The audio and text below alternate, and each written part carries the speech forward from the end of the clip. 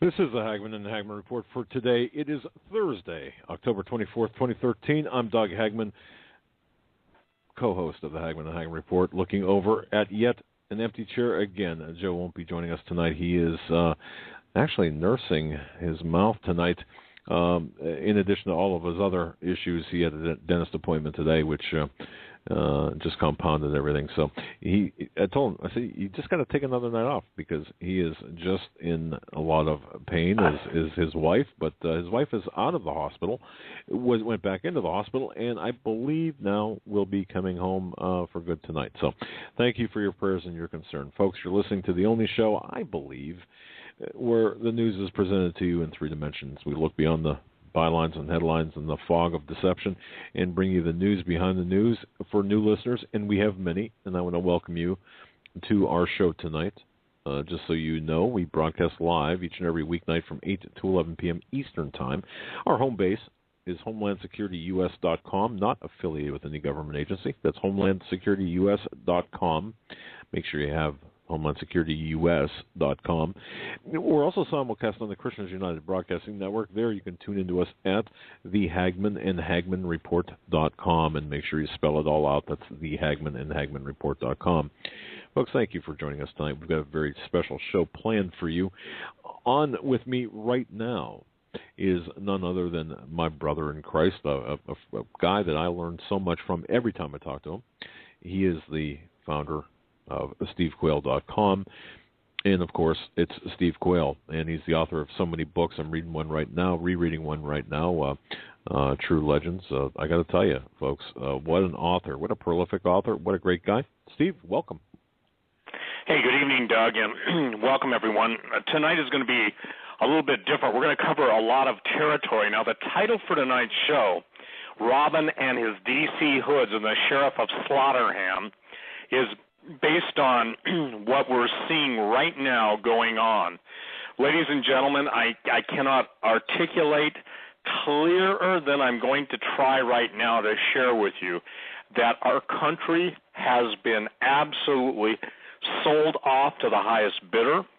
Our deposits in the bank, our capital base, our corporations, everything is being centralized to be controlled. One time, Doug, I made this statement, and those of you who have been listening to me a long time on the radio know it's not even about money. Money ultimately brings the ultimate aphrodisiac, and that's control, our life and death over a person's livelihood and ultimately their being.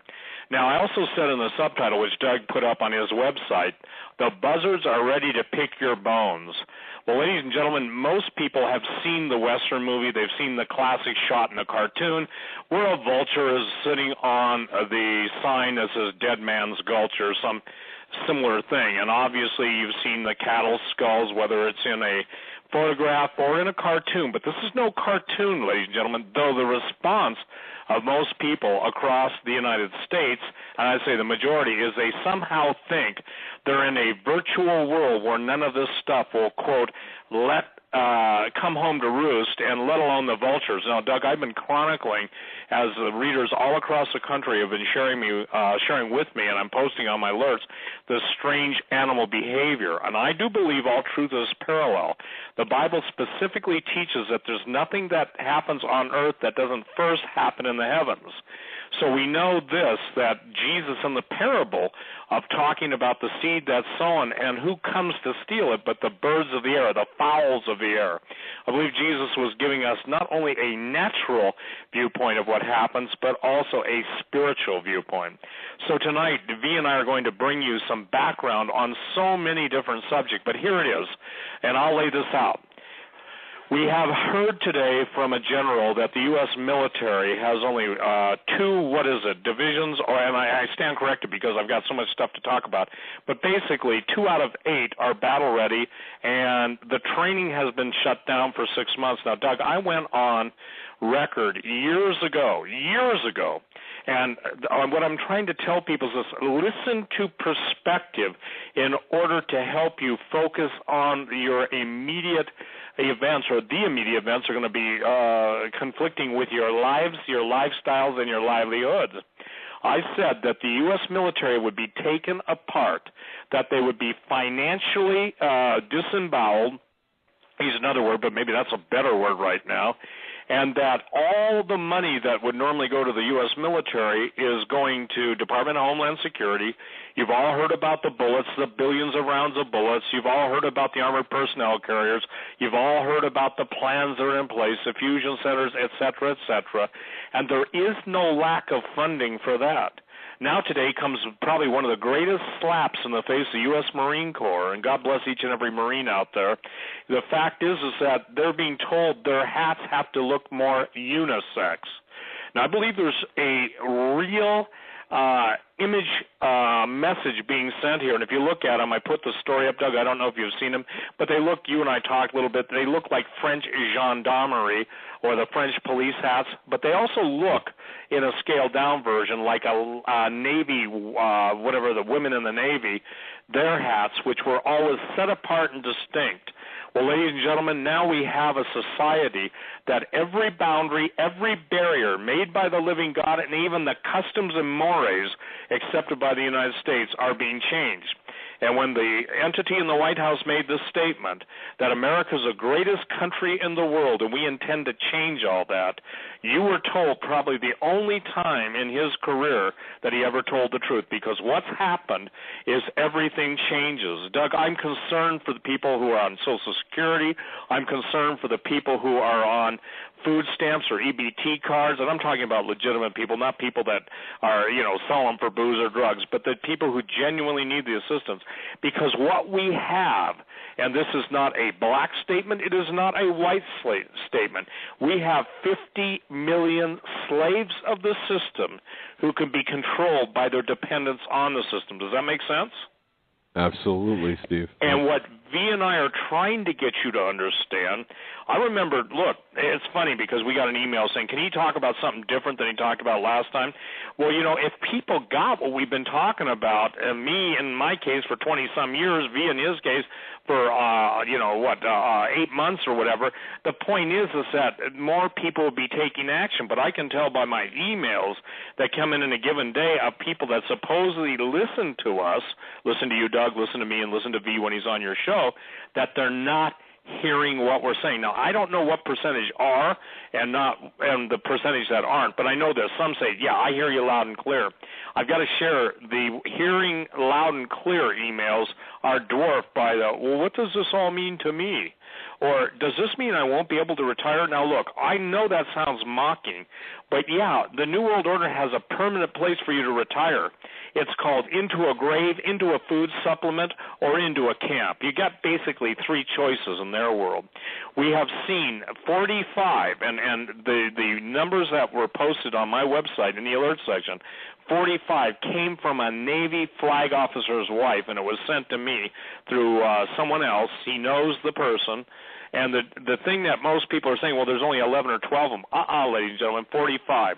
There has never been a greater shake-up, shakedown, and you heard today, too, the news, I posted the story, maybe it was yesterday or today, but basically the Air Force is taking out their oath to God because a nameless group complained.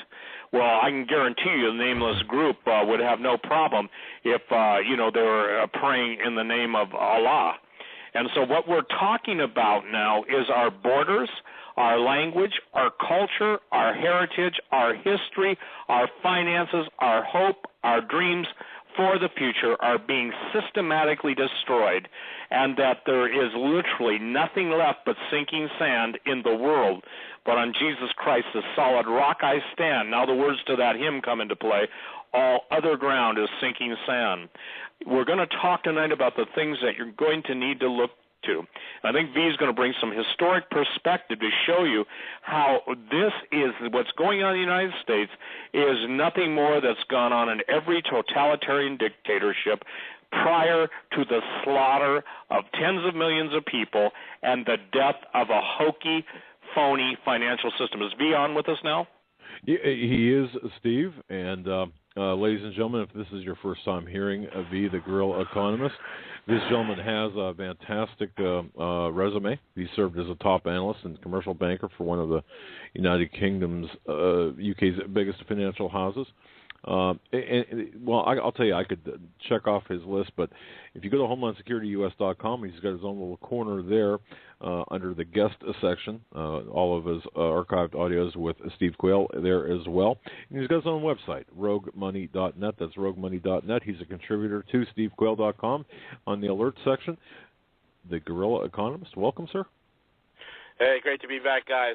It's just an honor to be back here with you, Doug, and Steve and Joe. It's a very grave time, and one thing that people do not understand is, see, every time I come back and I do a show, I have to reiterate what I said, because oftentimes what I spoke about months ago comes to pass, and I have to bring that to remembrance to a lot of people. If people have been following what I've been saying over the course of almost 8, 9, 10 months or so, one of the things that I've always warned about, and Steve warned about, and a lot of financial professionals who are awake and keen to what is going on, what they have warned about is, and I really want to focus in on this, is the capital controls that are going in place. I talked about that, and what have we seen 2 weeks ago when J.P. Morgan announced that there's not going to be any more international wire transfers. There's not going to be any more. The maximum amount of transactions you can do per month in terms of transactional activity is only $50,000, which is really nothing in the grand scheme of things for a small business owner. Okay. Now, that being said, I also mentioned that other banks are going to follow suit, and guess what? Other banks are. HSBC is following suit, okay, in other parts of the world, like in Panama. They're doing bank holidays. ATMs are not working properly. My sources who are expats living down there are saying it's actually becoming a nightmare trying to get a hold of money because there's a crisis happening. And, folks, if you remember the first time I was on the Hagmann and Hagmann show, I said before the dollar fails, you're going to see systemic problems in ancillary systems because you have different ancillary systems that support the dollar and or are beneficiaries or contributors of this whole dollar scheme. Panama just happens to be one of them. There's a vast amount of dollars that are laundered through Panama. That is a whole other subject that I'll get to later. The other thing that I warned about was when they were supposed to pull the rug from underneath us in October because of the September 23rd false flag event in Syria, which has backfired on them. And I told everybody that now they're going to backpedal. Now we're going to go into the slow burn. And now, folks, we are entering the slow burn. The first shot was fired not by a local bank, not by a small regional bank, but by the biggest bank in the U.S. in terms of overall holdings, J.P. Morgan, and they fired the first shot.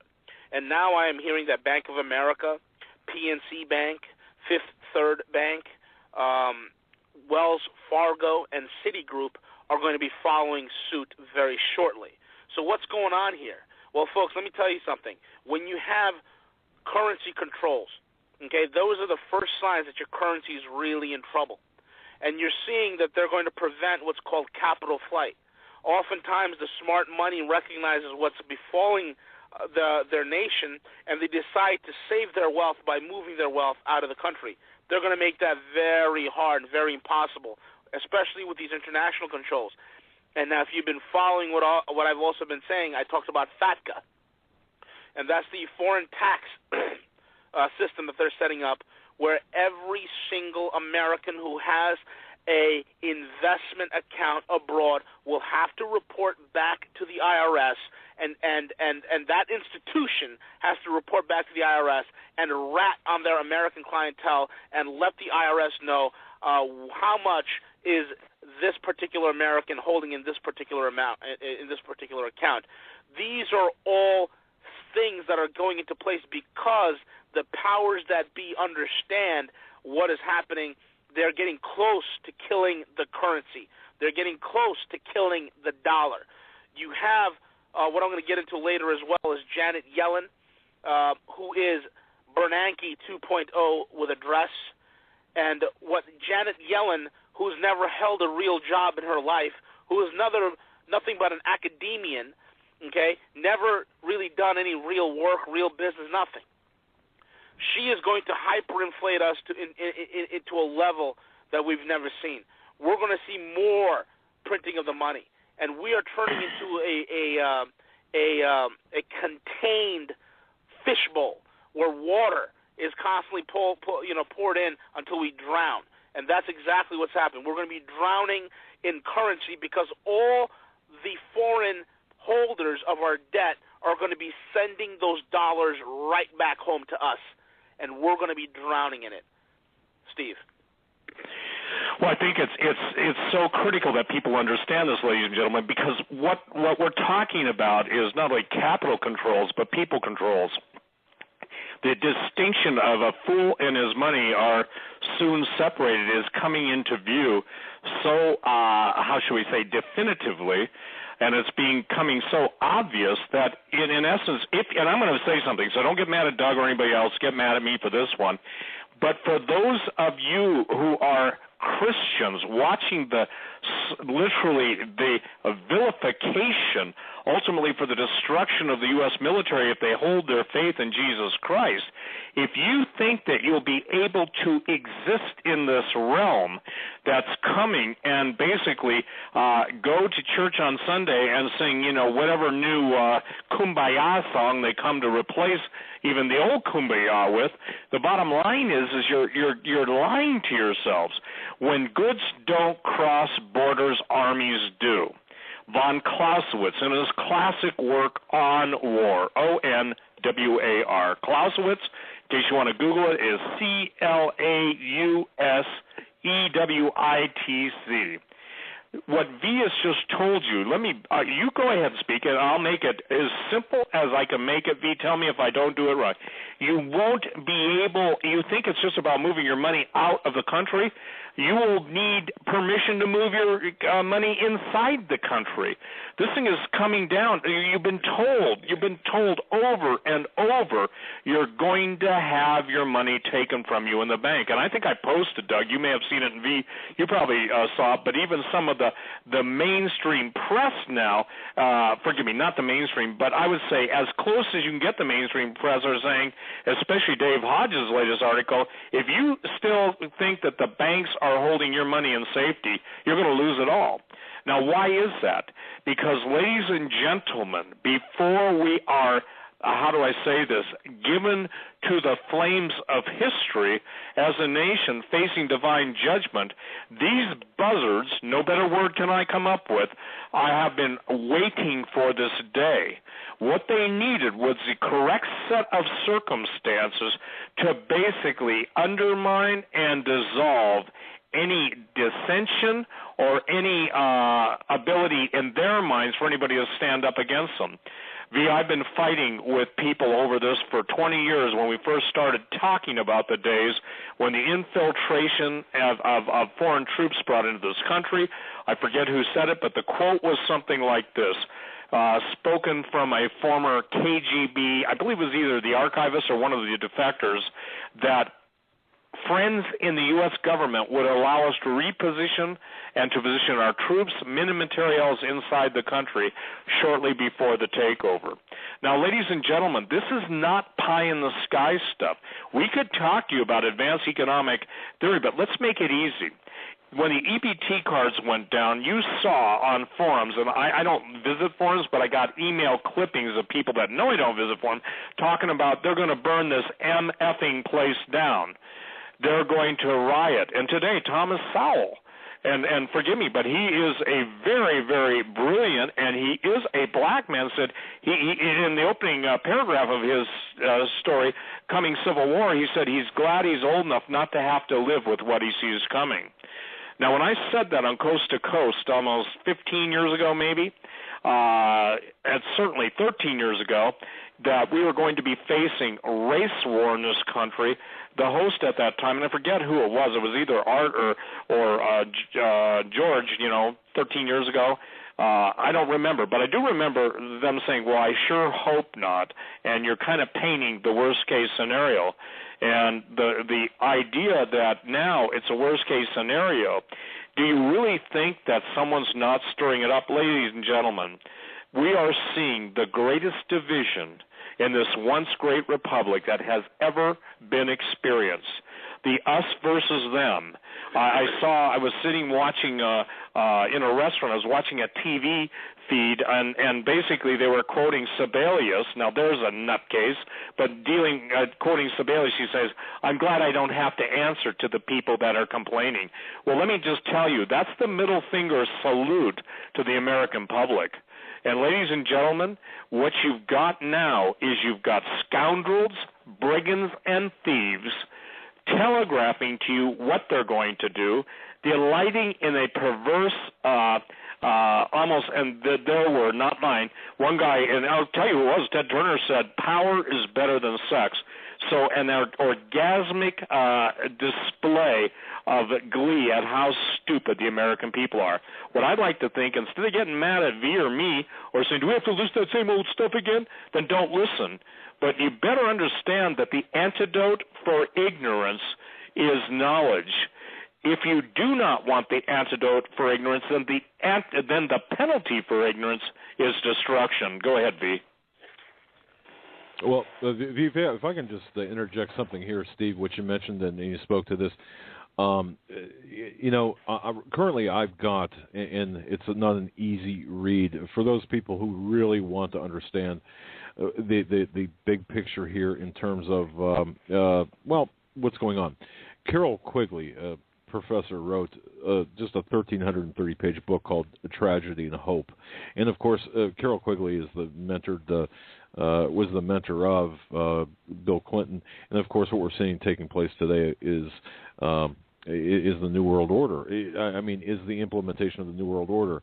And the reason I mentioned this book, Tragedy and Hope, if you read this book, you can see the utter contempt the network of power the leaders have for us, as human beings and ordinary people, the middle class. We're treated en masse as helpless puppets on this international chessboard where these giants of economic and political power, they're subjecting us to wars which we are not signed on to or we're not backing.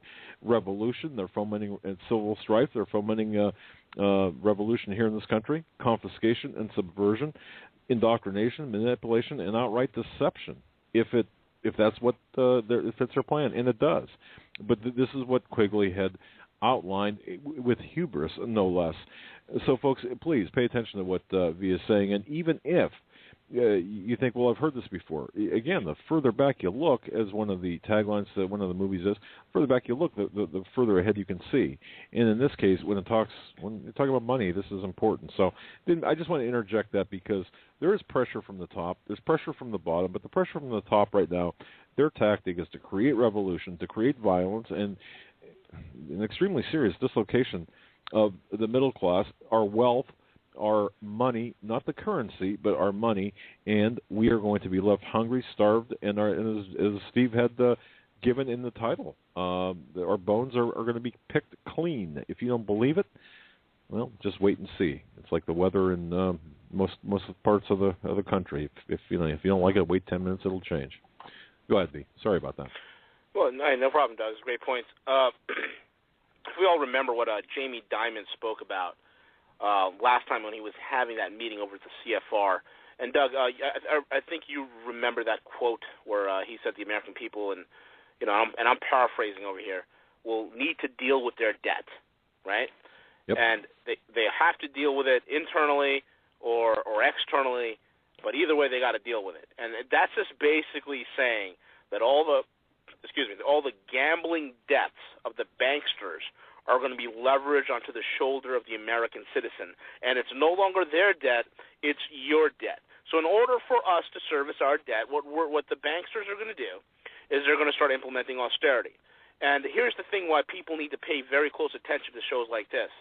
Because, I'm trying to my best to let you know where we are right now and where we're headed and where we've come from. Okay, we're already seeing capital controls, which I've warned about. the same types of controls that were happening in the EU is going to happen here, but it's going to be much worse. Because why? Well, we just happen to be the reserve currency of the world, so the suffering is going to be double more than anything else. Okay. Now, what they're also doing, the same types of programs that the World Bank and the IMF have been running throughout the world in blackmailing countries, in stripping them of their resources, and putting them into absolute servitude with loans that can never be repaid. They're going to start running that program here, and under the auspices of international bankers and financiers, the order has been given to start the austerity program. Just like I've warned folks, the austerity is coming home to roost, and we're starting to see this now. The first drop in the bucket is the EBT, the food stamp program, SNAP, Supplemental Nutrition Assistance. Okay, that program. What do they announce they're going to do? Well, starting in November, they're going to cut $36 off per month, and for most families, $36 is a lot. That is half a week's groceries for most people, and this is how it rolls in.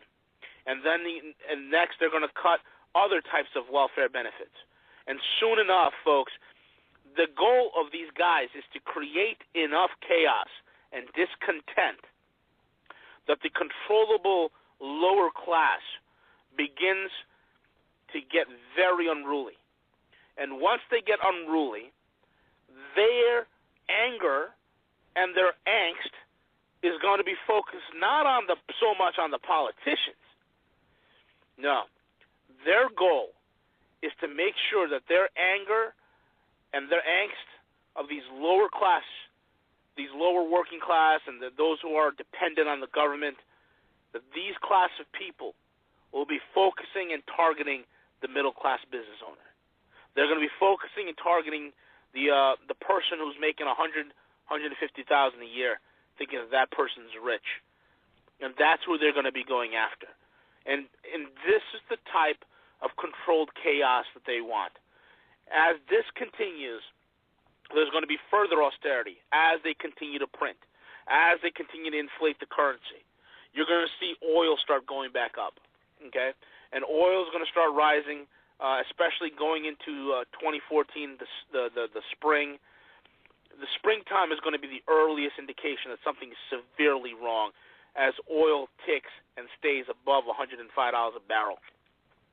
And folks, that's going to put even a tighter squeeze, because you got to understand one thing: the rest of the third world spends about 50% on food and energy.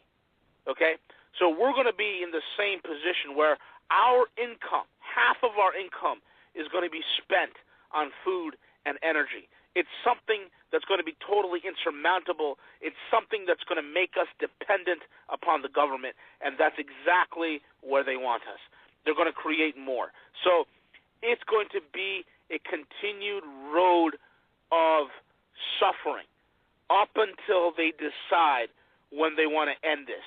So now, because they didn't get their quick crash that they wanted, they're going to make us pay for it. They're going to drag this whole process out and make it as difficult as possible, okay? And the craziest thing is, folks, as we begin to see all these capital controls coming in, okay, what's happening with the stock market? It's going up and up and up. S&P is setting new records. The NASDAQ is tracking well. And none of this makes any sort of sense. Google is over $1,000 a share. It's in a bubble. Okay, if people cannot figure that out, I don't know what to tell them. It's in a bubble. So these are the things that are happening. And as things begin to unravel and as the pressure comes full force, it's going to create such a chaos, and that chaos is going to set in rapidly within the markets. Steve or Doug? Wow. Doesn't sound good, Steve. Well, here's the thing. Hey, this is something that, Doug, I've tried, and I'll try again tonight, and I pray that people get it. The New World Order must arise out of the ashes of the phoenix. In the United States case, that's all of our culture, all of our history. Obviously, they don't want anything to do with the God that our forefathers did believe in. And I, for one, believe that George Washington did have the vision he had at Valley Forge. I do not believe that every single one of the founding fathers was some kind of a Masonic plant. Now, here's the thing. God sets up the basis of men over nations, but he also gives, there are cases in the scripture where more favor has been shown by an unbeliever to the believer than believers claiming to be believers. So order out of chaos. The idea that everything that we've known, that we've trusted, that we've been trained to believe, they're doing their best to destroy it all, okay? There's a couple charts I put up. I don't know if you saw them, Doug, but just showing how we compare to the rest of the world. And my comment was just simply this. Modern education, and I don't want to hear any of you who are teachers telling me I'm wrong. The thing speaks for itself. We are such pathetic representations. I think we're 21st or 22nd when it comes to our math skills, our language skills, and our problem-solving skills. Did you guys see those charts that I put up today, V or Doug? Yeah, I did, as a matter of fact, Steve. And that's and to paint a picture for everybody, let's just tell them this. You can go to my website, and I'll try and count how many stories. Excuse me. But if you look at those specific charts, you will see exactly what we're talking about. So what have they given kids in America? Drugs, video games, free sex, but more important, an altered universe called virtual reality, where people no longer have to get out in the marketplace or the workplace, because that was destroyed by the General Agreement on Trades and Tariff, the GATT, and NAFTA, the North American Free Trade Alliance. And by the way, Doug, I don't know anybody who screamed or complained louder than I did. And again, there was this great disconnect. Even Ross Perot was quoted. Most people remember this statement of Ross Perot's, that great sucking sound you hear is all the jobs fleeing the United States of America for foreign manufacturing companies. You remember that? Yeah, absolutely. If there's such a disconnect, and here's the thing that sometimes V and I talk about on off record. I say, V, how do we, you and I, in our prospective callings, in what God has shown us and what we're trying to do to answer those callings to help His people, how do we get over the willful, the chosen blindness that if I see nothing, I'm not responsible for it. If I hear nothing, I'm not responsible for it. In other words, the abject, and you're seeing this in the churches, by the way, the pulpits are what became rotten. You've heard the statement, the fish always rots from the head down. And unfortunately, there are no voices gnashing. Maybe Jack Van Impe's, I know, and look, I don't watch Christian TV, but one of my friends, Glenn, sends me stuff, and it sounds to me, based on what third parties are saying, this is a far cry from going on, a 50,000 megachurch, a 50,000 member megachurch, and saying that those practices expressly forbidden in the Scripture are now okay, and that a person who practices that which God calls an abomination can be filled with the Holy Spirit. I would say to that gentleman, Mr. Osteen, you had better be careful of blaspheming the Holy Ghost, because, again, blasphemy of the Holy Ghost is simply relating to the Scripture. When Jesus cast out demons, the Pharisees said he casts out demons by the very spirit of Beelzebub. That's when Jesus answered and said, all manner of what sin against the Father and the Son will be forgiven, but watch your step when it comes to blasphemy of the Holy Ghost. In other words, that attributing something whose root is evil to the Holy Ghost is the highest form, in my opinion, of the denigration of the gospel of Jesus Christ. It's like people say, well, he didn't really say this, or Jesus didn't really mean that. Well, Jesus absolutely means what he says what he means, and had the power. The problem is, Doug, Jesus was able to say, if you don't believe me for the words I speak, then at least believe me for the miracles I do. Well, the church has gone basically deaf and dumb, and I'm talking leadership now on a national level, and it doesn't matter what, Protestant, Catholic. What we're seeing is the beginning not only of civil war, but religious wars. And don't kid yourself. This is exactly what Hawk and myself and others have tried to tell people when it came to the Masonic plan to get the Masons, not the Masons, but to get the Muslims, to get the Christians and Jews to fight each other, kill each other off, and according to, obviously, the letter from Mazzini, then they get the pure doctrine of Lucifer.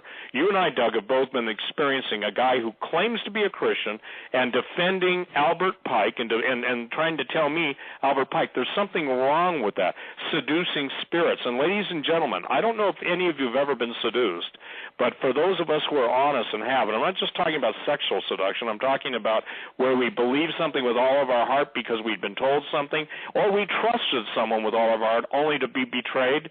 Well, you know, the enticing words of men's wisdom stand in direct opposition to the gospel. And for all you PhDs with 8 different languages, and I would say this, what have you guys done with all of your trophy plaques on the walls and all your patting each other on the back? And if you wanted to, I can introduce you to a thermometer, and that thermometer is electronic. It can go up to 800 degrees, and it can go down to, 150 degrees below zero. So if you want to talk about degrees, then compare yourself to thermometers. Oh, wait a minute, but that's what Jesus did when he said, I would rather you be hot or cold, but because you're lukewarm, I'm going to spew you out of my mouth.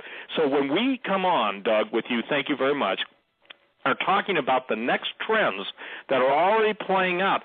Let me make it real simple, okay? It's like the movie Soylent Green. No one could figure it out until someone actually saw what Soylent Green is. When we talk capital controls, let me just say this. Let's even skip that word now because, it might be pressing. Let's go, taxing. Let's go to people controls. You won't be able to go where you think you can go. You won't be allowed to do what you thought you would be allowed to. Every single freedom is being stripped from you. And I, Doug, don't know how to say it any more carefully or more pointedly than that. Go ahead, V. No, you said it perfectly, Steve. You said it perfectly. You know, people need to understand how critical things are. The Bank of Japan, one of their head directors, just announced that they are so critical right now. You see, Japan's never left the arena, folks. Their bonds are going their bond market. They're the second largest bond market in the world. Their bonds are going absolutely crazy. Okay, because there's so much of it being held by so many banks. A lot of the major banks are offloading it right now just to try to balance out the yen. The smaller regional banks and the local community banks are stuck with it because they don't have the capacity to offload this toxic Japanese bond. So every night, folks, Japan is on the verge of collapse, just like I said it was. And right now, it's to the point that one of the head directors of the Bank of Japan came out and said, you know what? We don't even need a stock market crash in order for this whole thing to go pop, in order for this whole thing to just come crashing down. That is significant when a bond market is so volatile that it can cause an absolute implosion without any sort of stock market crash occurring. That's significant, okay? That's how close to the precipice we are. France is announcing that they want currency wars. They want to engage. They want to devalue the euro. They want the euro to start, the European Central Bank to start printing and buying euro debt. And let's go. Let's get involved in this currency war. Let's get involved with the Americans and the suicide policy of the Japanese. Let's go ahead and let's copy these guys, okay?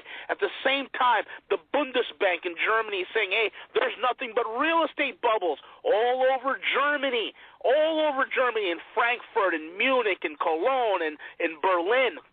Bubbles in real estate. And guess what, folks? The same thing is happening in the Bank of England. They're announcing that they're doing nothing but they're saying, oh, look, the housing's not in a bubble. Meanwhile, every indicator is saying that there's another round of housing bubbles taking place. And, folks, you got to ask yourself why. And here's the reason why. The Fed has been buying and selling mortgage-backed securities for the last 2 years, and this is being collateralized and chopped up with all the other securities and assets throughout the world and being resold again. The same stunt that these guys pulled, but 10 times worse now, again in 2013, They're pumping the same garbage into the same markets, feeding it to the same characters and the same banks, and they're sold to you, the public, and you don't even know about it. So nothing's changed.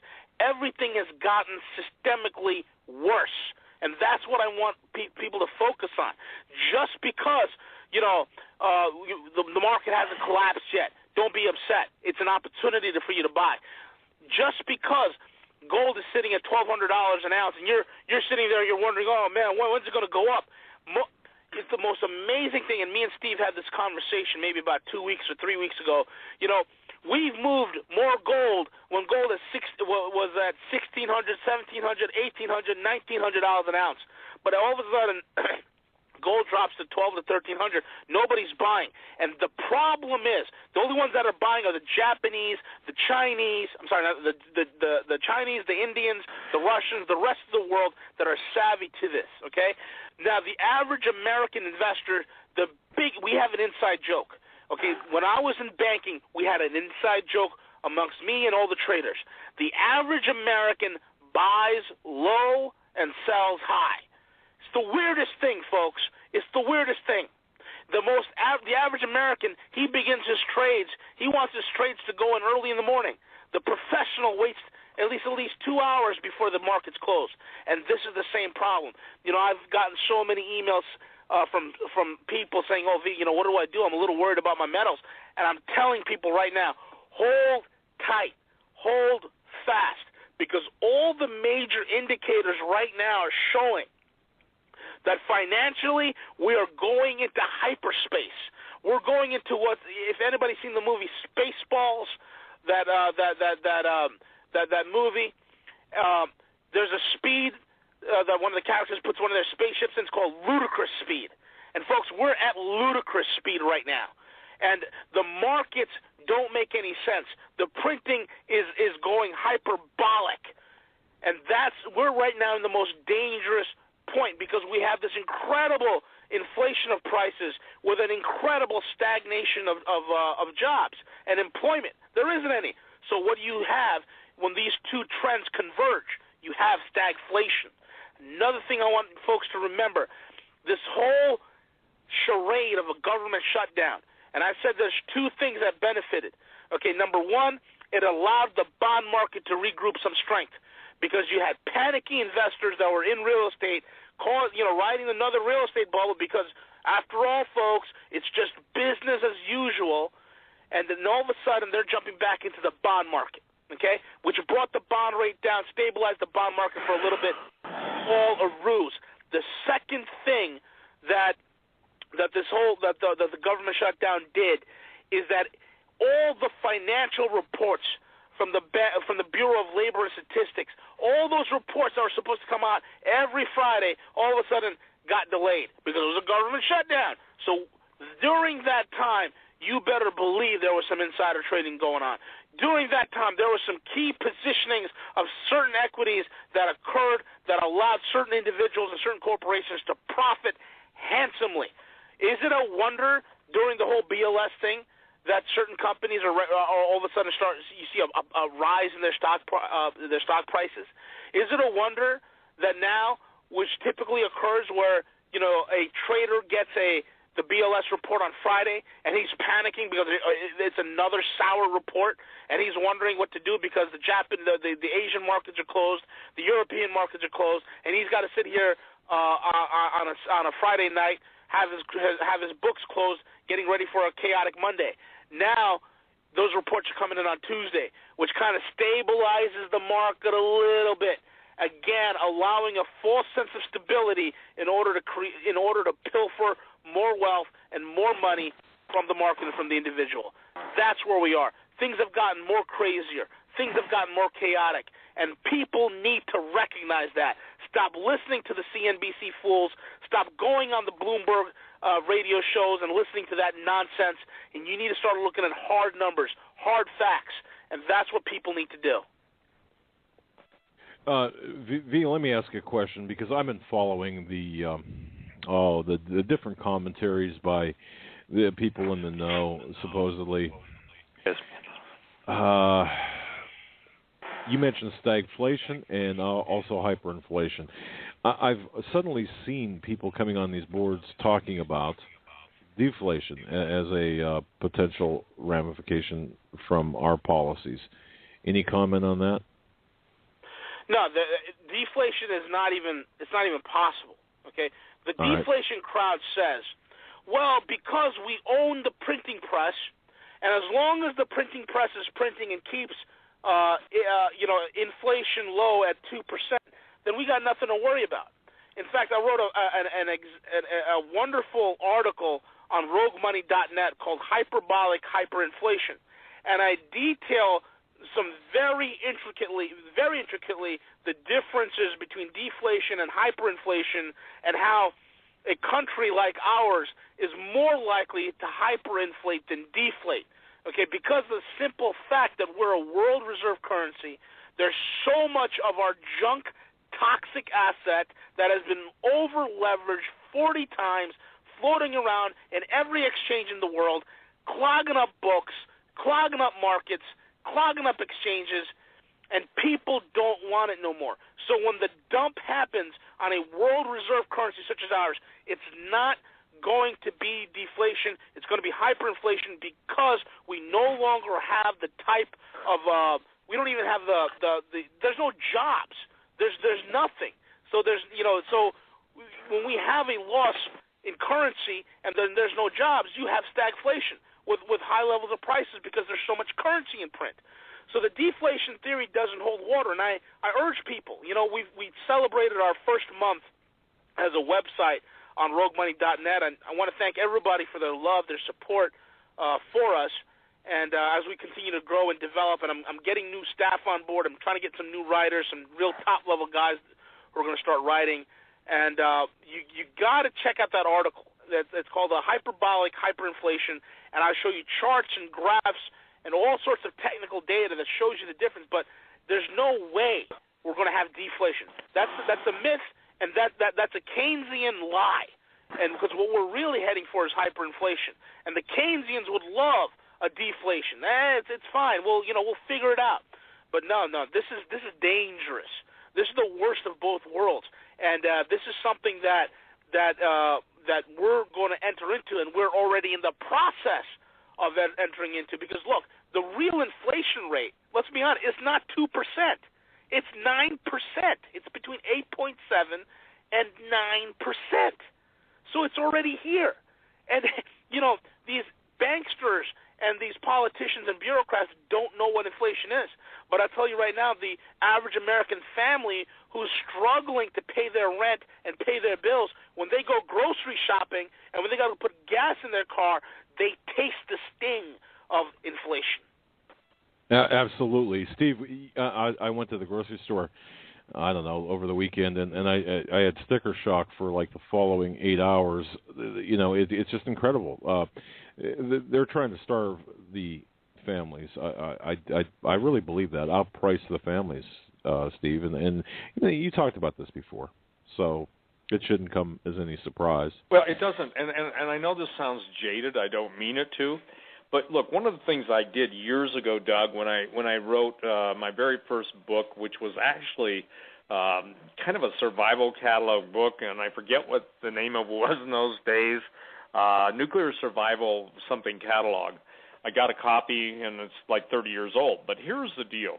In 1985, and this is important for everyone to understand, one of the most outspoken and highest-ranking defectors was interviewed by G. Edward Griffin. He's the author of The Creature from Jekyll Hyde and about the Fed. And he basically had this to say, and this is a transcript, okay, about how the United States would be subverted. Now, I'm going to say something. This has nothing to do with socialism. This is not Leninism. This is a complete Luciferian, i.e. /communist takeover of the United States. Now, I'm going to read this, Doug, through the next couple hours in parts because it's that important. He talks about the demoralization process in the United States is basically completed already. Now, that was almost 28 years ago, but here's what he said. For the last 25 years, it's overfulfilled because the demoralization now reaches areas where previously not even Comrade Andropov, and that's Yuri Andropov, the head of the KGB when he was alive, and all his experts would even dream of such tremendous success. Most of it is done by Americans to lack of moral standards. As I mentioned before, exposure to true information does not matter anymore. That's what V and I talk about all the time. Doug, that's what you and I talk about. A person who is demoralized is unable to assess true information. The facts tell him nothing. Even if I shower him with information, with authentic proof, with documents, with pictures, even if I take him by force to the Soviet Union and show him concentration camps, or in this case, obviously FEMA camps, he will refuse to believe it until he is going to receive a kick in his fat bottom. When the military boot crashes, then he will understand, but not before that. That's the tragic of the situation of demoralization. Now, here's where I'm concerned. The next stage is destabilization. This time, the subverter does not care about your ideas or the patterns of your consumption. Whether you eat junk food and get fat and flabby doesn't matter. By the way, he was concerned with that 28 years ago. This time, and it takes only 2 to 5 years to destabilize a nation. Think of when the entity in the White House got in. What matters is essentials. Economy. Look at where our economy is. Foreign relations, look at where our foreign relations are. We're a laughingstock. 35 nations are furious at us because, gee, we're bugging their phone calls. Do they really think we wouldn't do that? Then defense systems, where you've got the complete transfer of Western technology to the Far East. And I'm adding that. And you can see quite clearly that in some areas, in such sensitive areas of defense and economy, the influence of Marxist-Leninist ideas in the United States is absolutely fantastic. I could never believe it 14 years ago when I landed in this part of the world that the process will go that fast. Those last, and he's talking in 1985, what God has given us, in my opinion, is 28 years of mercy. He's given us space to repent, as even Jesus gives Jezebel space to repent, but she wouldn't have it. And the next stage of the course is crisis, and that's what V and I are telling you about. This is a phenomenal economic crisis. It goes beyond, well, gee, I still can get less than 0.25% in my bank account, or crap, my Google shares are up to $1,000 an ounce. If they are, sell them. Everybody should sell if they've got any of that, because you should take the profit and buy a place, and I'm assuming anybody who can buy Google stock is probably well off enough to do this. But listen to this. And here's and then I'll turn it right over to you, V. The next stage, of course, is crisis. It may take only up to 6 weeks to bring a country to the verge of crisis. You can see it in Central America now, and after crisis with a violent change of power structure and economy, you would have the so-called period of normalization. It may last indefinitely. Normalization is a cynical expression borrowed from Soviet propaganda. When the Soviet tanks moved into Czechoslovakia in 1968, Comrade Brezhnev said, now the situation is brotherly Czechoslovakia is normalized.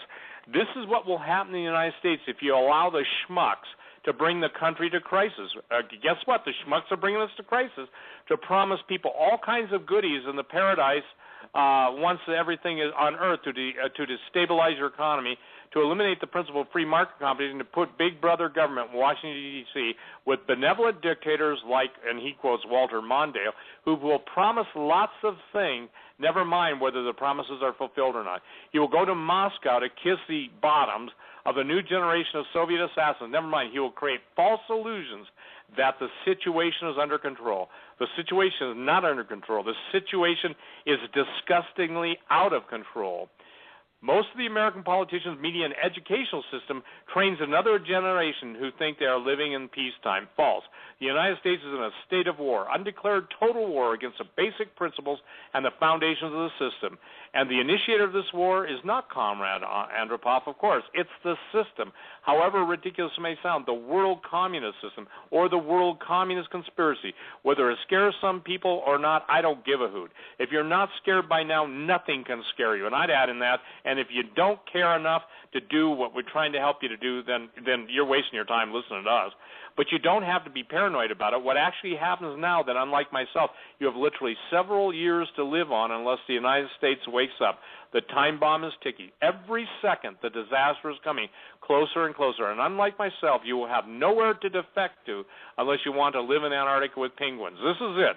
This is the last country of freedom and possibility. Now, I'll say this. Now do you understand, ladies and gentlemen, why the U.S. military has been taken apart, sold off, and double-crossed?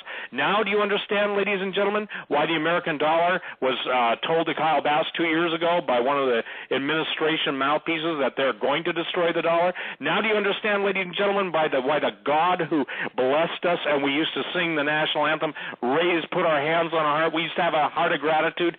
Now we've got a heart of graspitude.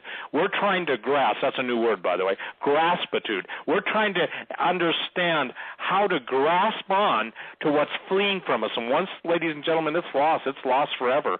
And God help us all, because if you don't hear anything V has said up until this point, if you disregard everything I've ever told you up until this point, you better listen for the next couple hours, because we're laying it out. We're spelling it out. History will declare us to be whatever they'll declare us to be.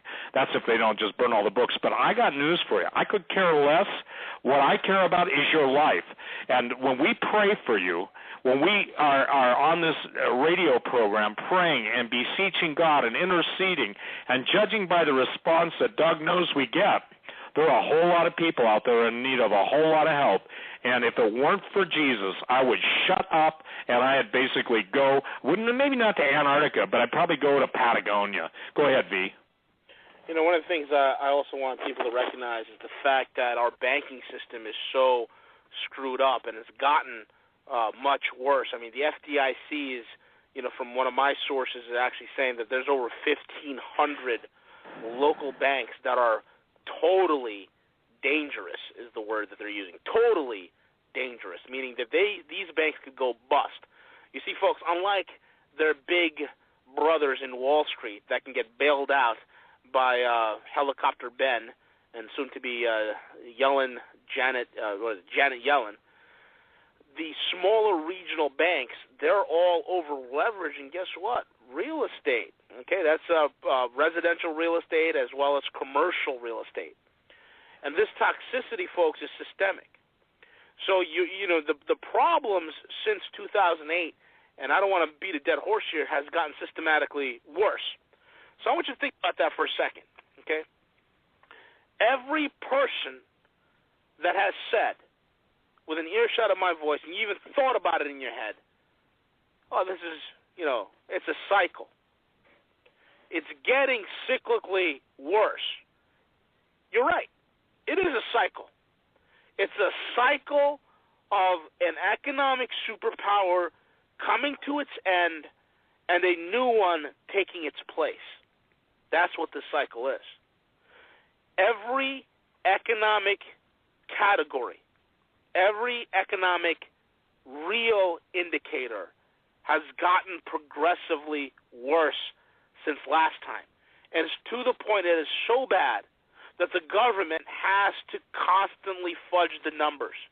They constantly have to lie to you, to put you back to sleep, to let you know that everything's okay, that everything's fine, that there's nothing to see here, carry on. And most of you chuckle because you haven't been laid off yet. Your company hasn't downsized yet. Your state that you're living in hasn't been smashed yet. But it's coming.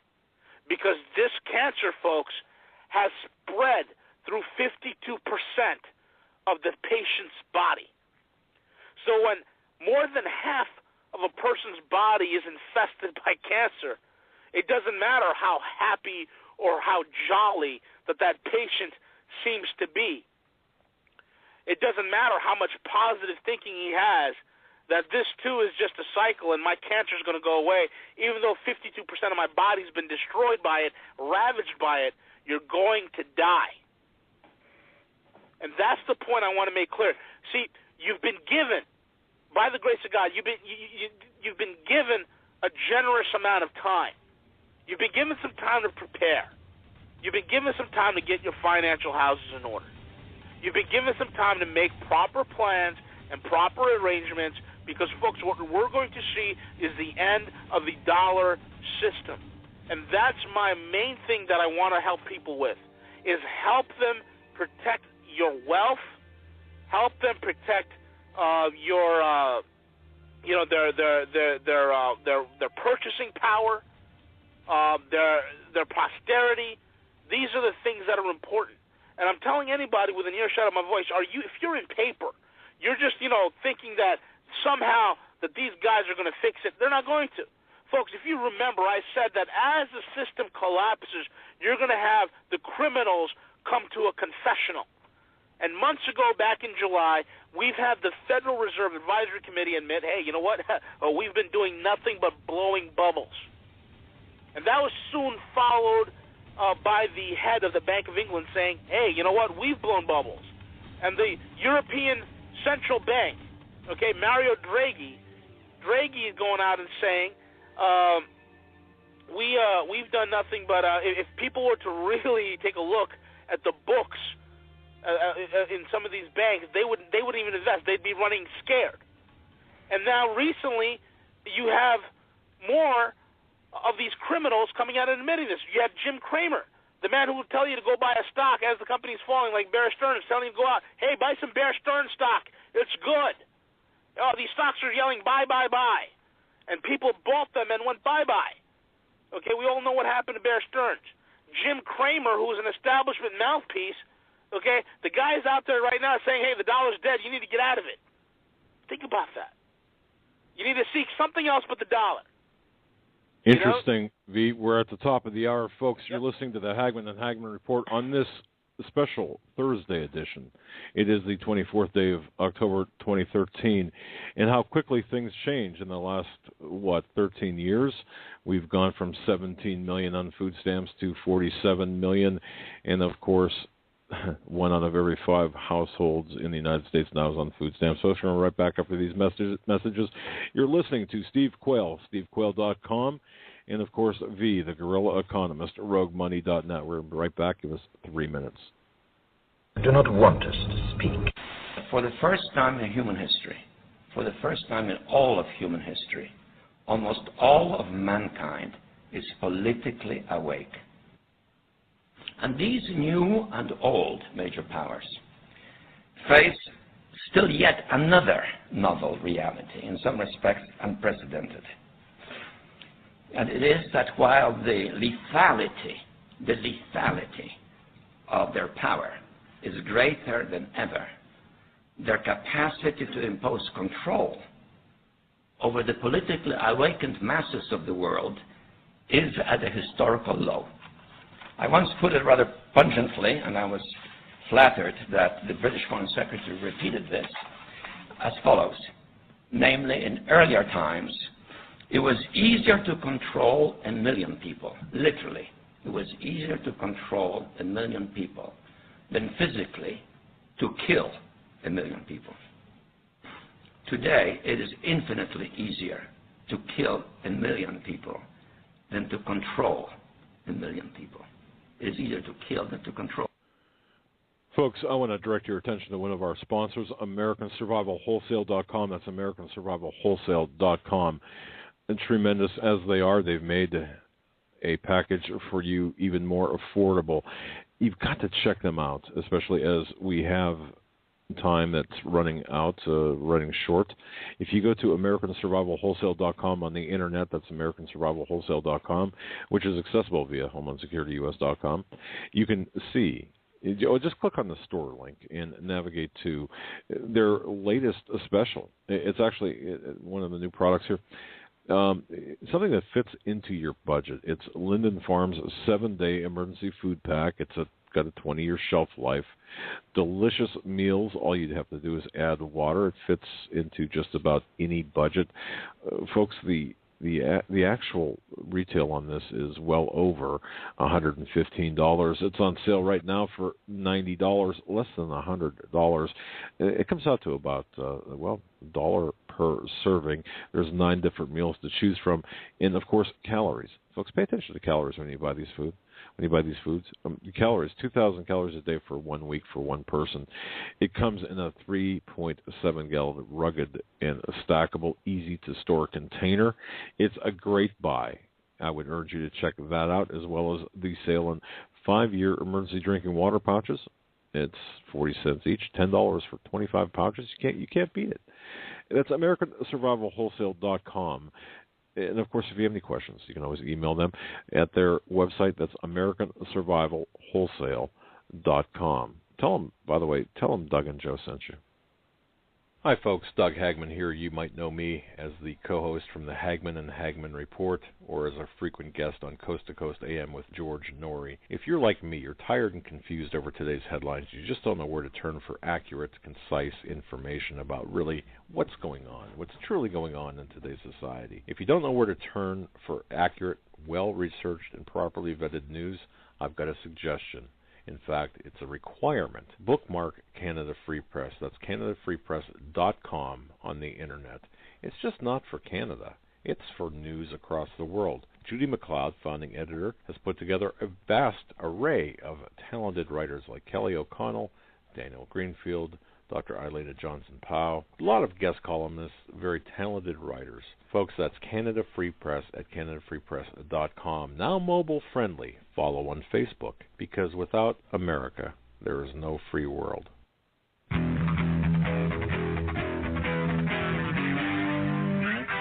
Hagmann, one guy that doesn't need a bullhorn to get your attention. You want answers. I want the truth. You can't handle the truth. And welcome back, ladies and gentlemen, to hour number 2 of the Hagmann and Hagmann Report on this Thursday, the 24th day of October, 2013. My two very special guests. By the way, I'm flying solo again tonight. Joe will be back tomorrow, that is, if he doesn't have just, another tooth pulled or whatever. But he should be back tomorrow with us. But we have two very special gentlemen on with us tonight. Of course, Steve Quayle from stevequayle.com. Folks, you've got to bookmark his site. Visit the alerts every day. Just keep an eye on what he posts. It's cutting-edge stuff. And, of course, the Guerrilla Economist at roguemoney.net, a contributor to stevequayle.com in the alerts section. Fantastic, knowledgeable man. And, of course, right when we took the break, I played a clip about from Zygmunt Brzezinski, more of a evil person I cannot think of, in my view, and that of course is me, not necessarily reflective of the opinions of my guests, but I've got to tell you this, talking about the essentially the mass extinction of people as they awaken right now, world humanity, I believe, because of programs where Steve and V contribute, like ours. People are beginning to awake. We are the source of latent power, and that terrifies these Luciferian demonic entities in power. And there's this constant fear that we might awaken and frustrate their gigantic schemes, plots, and plans, especially when they've acquired an education, like we've acquired the education and accumulated a little bit of property, which gives us a very significant degree of independence. And this is what's taking place right now. But we are now a threat to these demonic entities because of the fine men like Steve Quayle and V, the Guerrilla Economist. Welcome back, gentlemen. Thanks for joining us tonight. Appreciate it. Steve, I'll turn it over to you. Who are you turning it over to, Doug? No, I'll turn it over to you, Steve. Okay, well, first of all, here's the thing, and there's so many things, it's kind of like, people want one thing. Let me explain it, and then V can tell you, and maybe we should go here first, V.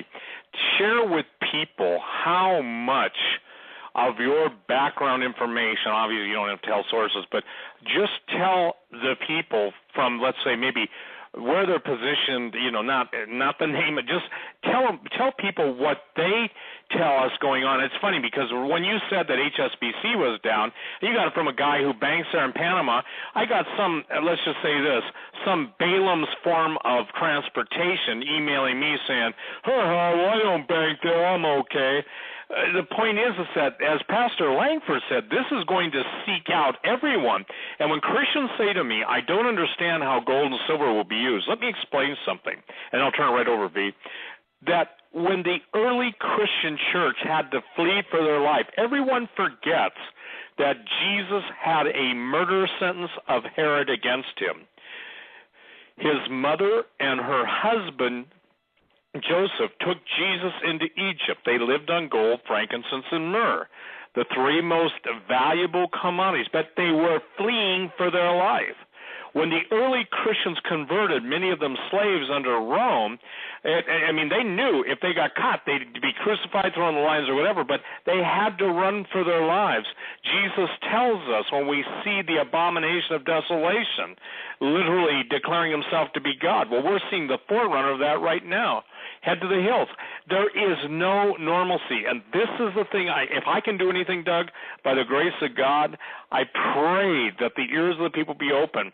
It's not basically rocking chair watching television until Jesus comes.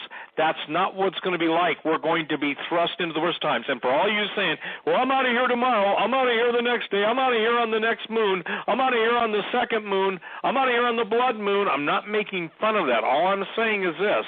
You should now start saying, Lord, if I have to stand, give me the grace to stand. If I'm going to need strength I don't possess the strength I need to stand. But like I think it was Corrie ten Boom said when her dad was ready to put her on the train, she and her sister, they get their tickets at the last moment while standing on the platform. Notice this, that was at the last moment. I don't understand why God comes through at 11 hours and 59 minutes. I don't. But I will say this, he does come through. So what we're telling you, and this is what I'm going to answer this question because I got it dozens of times this week. Gold and silver. Silver will be bartered, whatever the price of silver is on a worldwide basis. Somebody asked me this, and you'll appreciate this. Well, what happens if it's worth $300 around the rest of the world, but the government says the official change rate is only $50 an ounce? Well, the bottom line is that people are running from the government like you or going underground. See, this is what people don't get. The official price will be set worldwide. People know value in any barter-oriented society. Listen, the Federal Reserve did something which was so amazing. They got people to give up real stuff for promissory and illusory IOUs.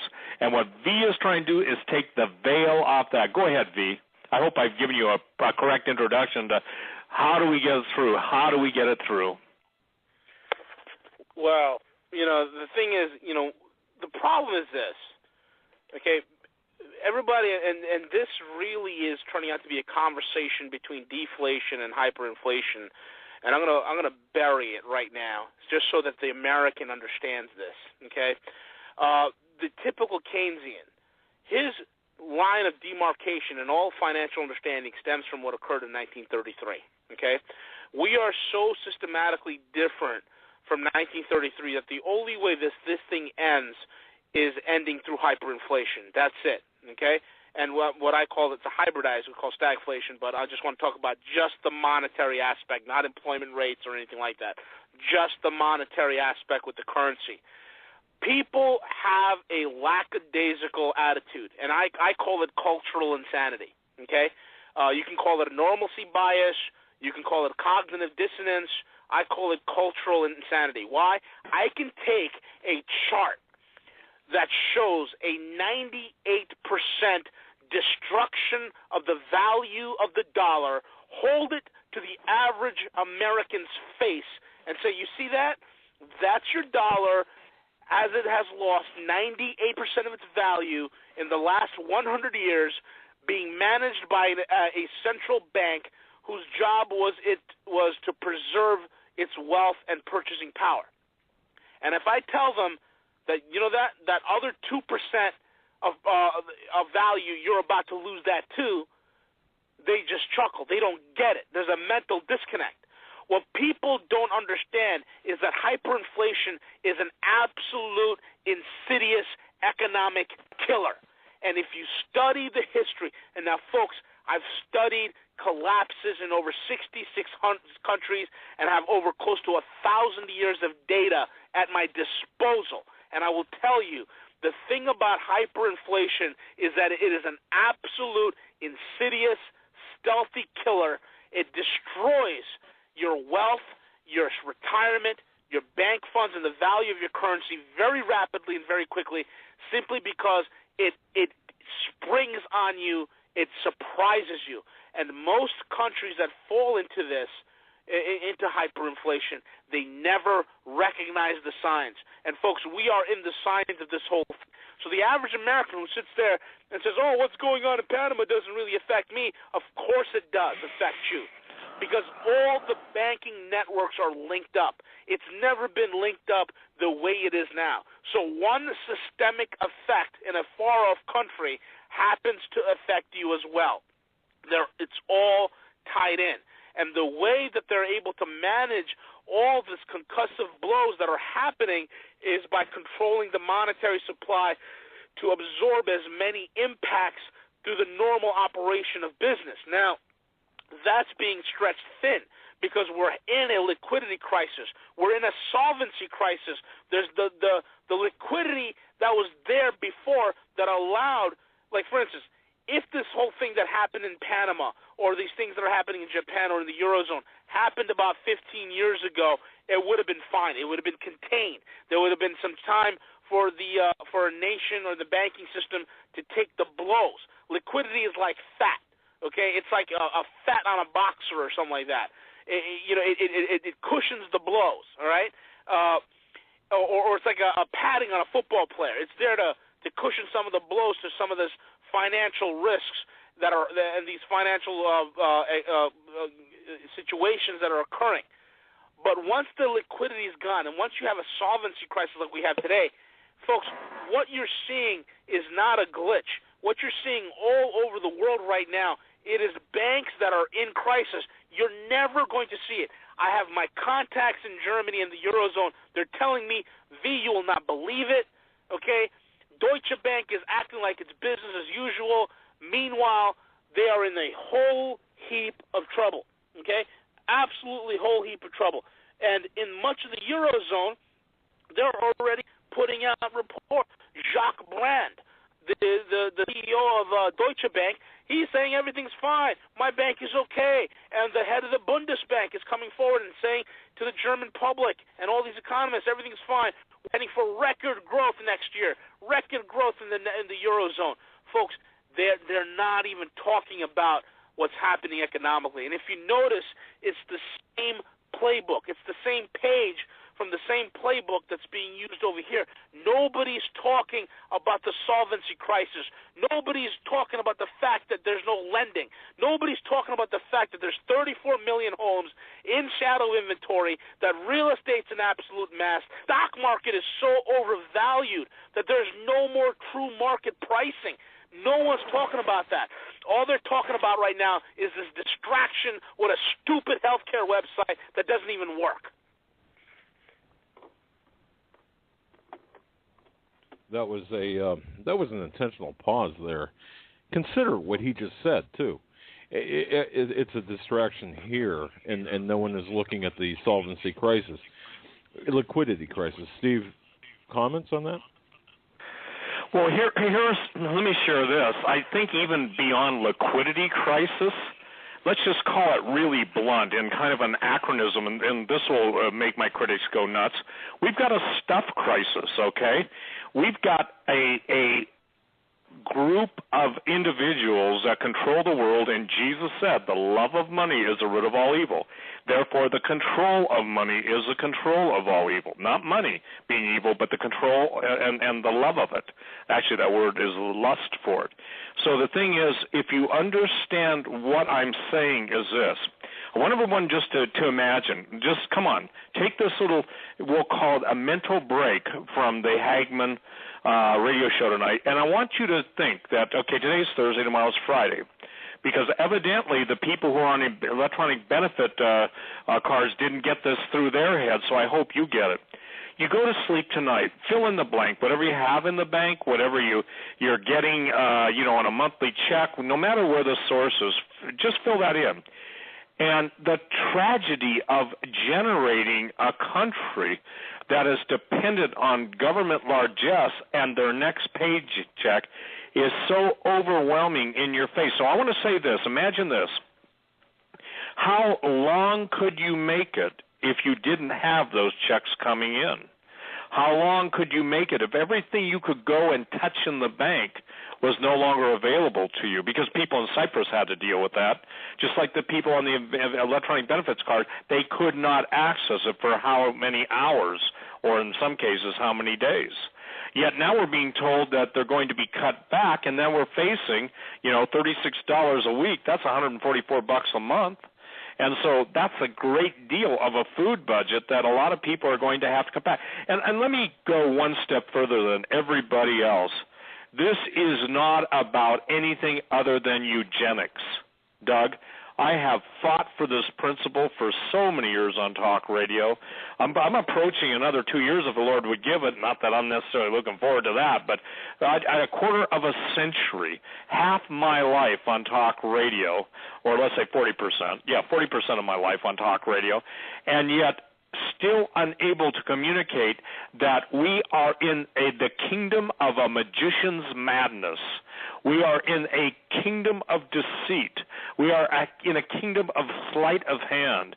We're all too busy watching what's on center stage to realize that not only have your pockets been picked, not only have your banks been picked, not only have your children's future been robbed, not only are the jobs gone, but you're facing the most amazing dilemma that you've ever come into. When the entertainment is over, you're left with absolute nothing. This is an issue of eugenics. This is an issue of 200 million Americans being put to the sword. I don't mean necessarily literally, but I mean their lives ending.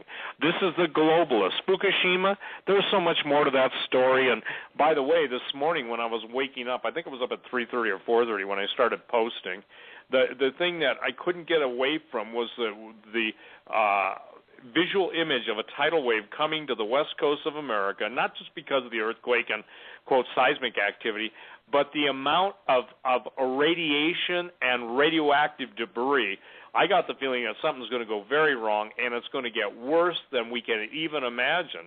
So, Doug, one of the things that people don't understand is we see all of the madness, not in the making, but in the implementation. We see all of the seismic events taking place. We see and hear of Comet Ison and Nibiru and Gabriel's Fist and Lucifer's Hammer and all the different names that it's gone by. We see strange electrical discharges going on in the universe. We see stranger weather. We see so many events happening, and they all basically boil down to drought and famine. And when you engineer drought and famine, ladies and gentlemen, you control how many people live and die. And as one famous prince from Britain said, if he could reincarnate as anything, he'd want to come back as a killer virus. I believe that was Prince Philip. So if I post 100, 200, 300 quotes, see, I'm right where Bezmenov was back in 1985. How many quotes does it take to get people to act? So when it comes to their financial future, it's like trying to argue with someone who's a pacifist if they have the biblical right to defend their families against someone trying to take their life. My answer is unequivocally yes. If that were not the case by logic, then God could not hold us responsible for suicide, because there are too many cases where if you did not fight back, you would have, by your lack of action or your inaction, capitulated to those who are trying to take your life. And again, I got to say this. That's the title of the Sheriff of Slaughterham, okay? You didn't think we'd mix that one. We are seeing in their eyes everything from zombies to hogs to be basically butchered. And if I use Soylent Green, go type in Soylent Green in YouTube and watch the trailer, ladies and gentlemen, because if you've never seen the movie, I don't think there's anything raucous in it or raunchy, but just some of when the statement is Soylent Green as people is made and the lights go on, it's like too late. What V and I are telling you is this, is that we're trying to give you flashlights, LED lights. We're trying to give you searchlights. We're trying to give you everything that our collective colleagues, our contacts, our anointings, our callings are telling for us. And by the way, I get a kick out of, again, people saying, well, so-and-so says this. It doesn't matter what so-and-so says anymore, and that goes for me and V. What you have to find out is if we have been accurate and telling you what's going on ahead of time, then if you don't get what's going on now in real time, does it, and this is my rhetorical question with 31 or 99 question mark, does it do any good to take you further? And that's what everybody does. Doug, when you bring on guests, when you and Joe interview this guy, that guy, me, whoever, V, whoever, what we're trying to do is give people the maximum amount of data and perspective, and praying that if you have 100 guys on, or let's say 100 guests, they'll at least connect with one person. Now, by the grace of God, we're connecting with people all over the world, because there are Christians that wouldn't darken a church, and I'm with them.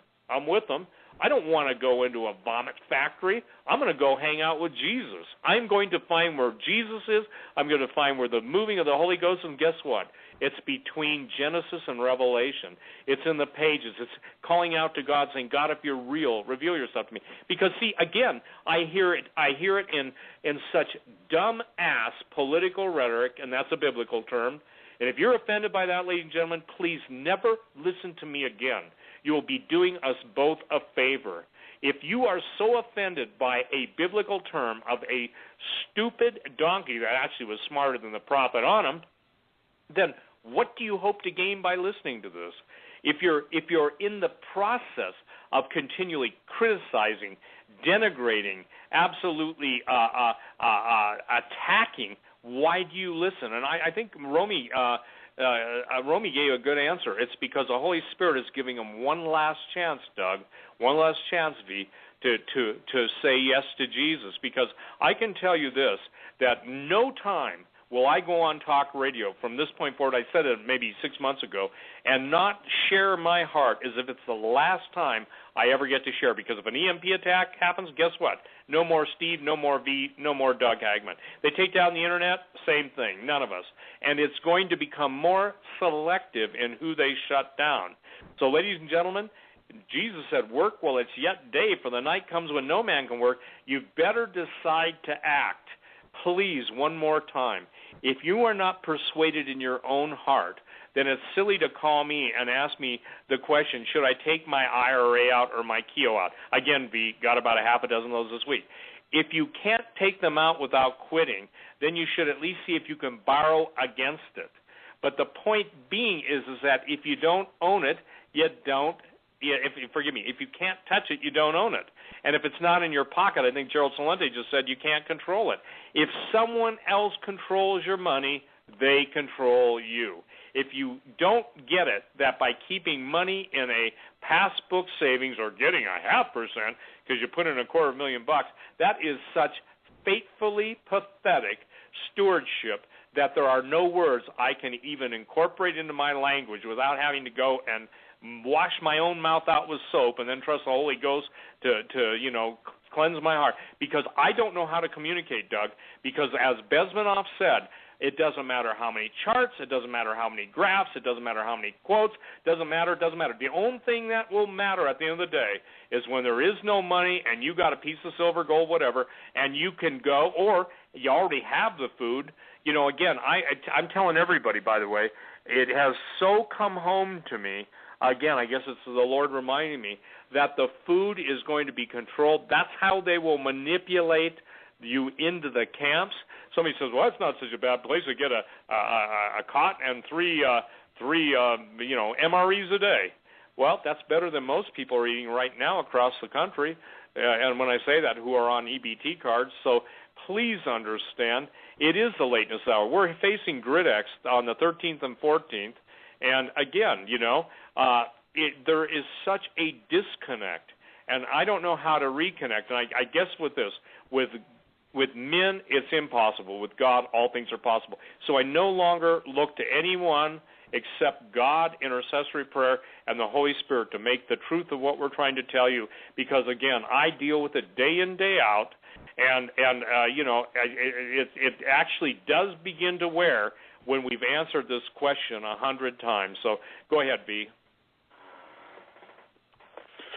One of the things that people have to realize, and I kind of mentioned this the last time when I was talking about the whole hyperinflation thing and started to harp on that, but people really need to understand this. And I also mentioned that chart. You take a typical chart showing the destruction of the value of the purchasing power of the dollar. It's gone by 98%. And you tell the average person on the street, hey, that other 2%, you're about to lose it. It's like painting a picture of a polar bear in a blizzard. They just don't see it. They just don't get it. They cannot fathom it. And one of the things you got to understand, folks, last month, again, I've given you warnings. I've quoted people who are top inside sources, people who have their hands involved in this criminality, coming forward and confessing what's being done. And the last month, what I had with the Fed released a chart showing the money supply, showing the base of the U.S. dollar, and its overall range in terms of a financial recession and what we're going through. Now, this chart, this graph, another graph, in finance, that's all you have are graphs and charts. This chart is pretty interesting because traditionally and every single time before, this was a graph that was always printed using decades as lines of demarcation. And over the decades, you would see the money supply contract, you'd see the inflation rate, and it's played out very nicely, okay? Recently, in the last release of the same old chart, the Fed did something. They changed something. To the average person on the street and to the average trader, he doesn't get it. But to those who are keen to these things, such as myself, I saw the alarm bells right away. And that is this. That chart no longer reads in decades. It reads in years. Now, you might say to yourself, well, V, what's the big deal about that? Well, when you read something in years, you're starting to stretch out the line a little bit. You're not seeing those massive spikes, especially in inflation. So basically what I'm telling you is that the Fed knows that their money policy of printing to oblivion does not work. They know that. You don't have to be a rocket scientist to figure this out. They know it. So they're trying their best to hide the inflation, is what I'm telling you. Okay? Folks, when you have a process, okay, like printing money or quantitative easing, that's what we call an exponential function. Okay?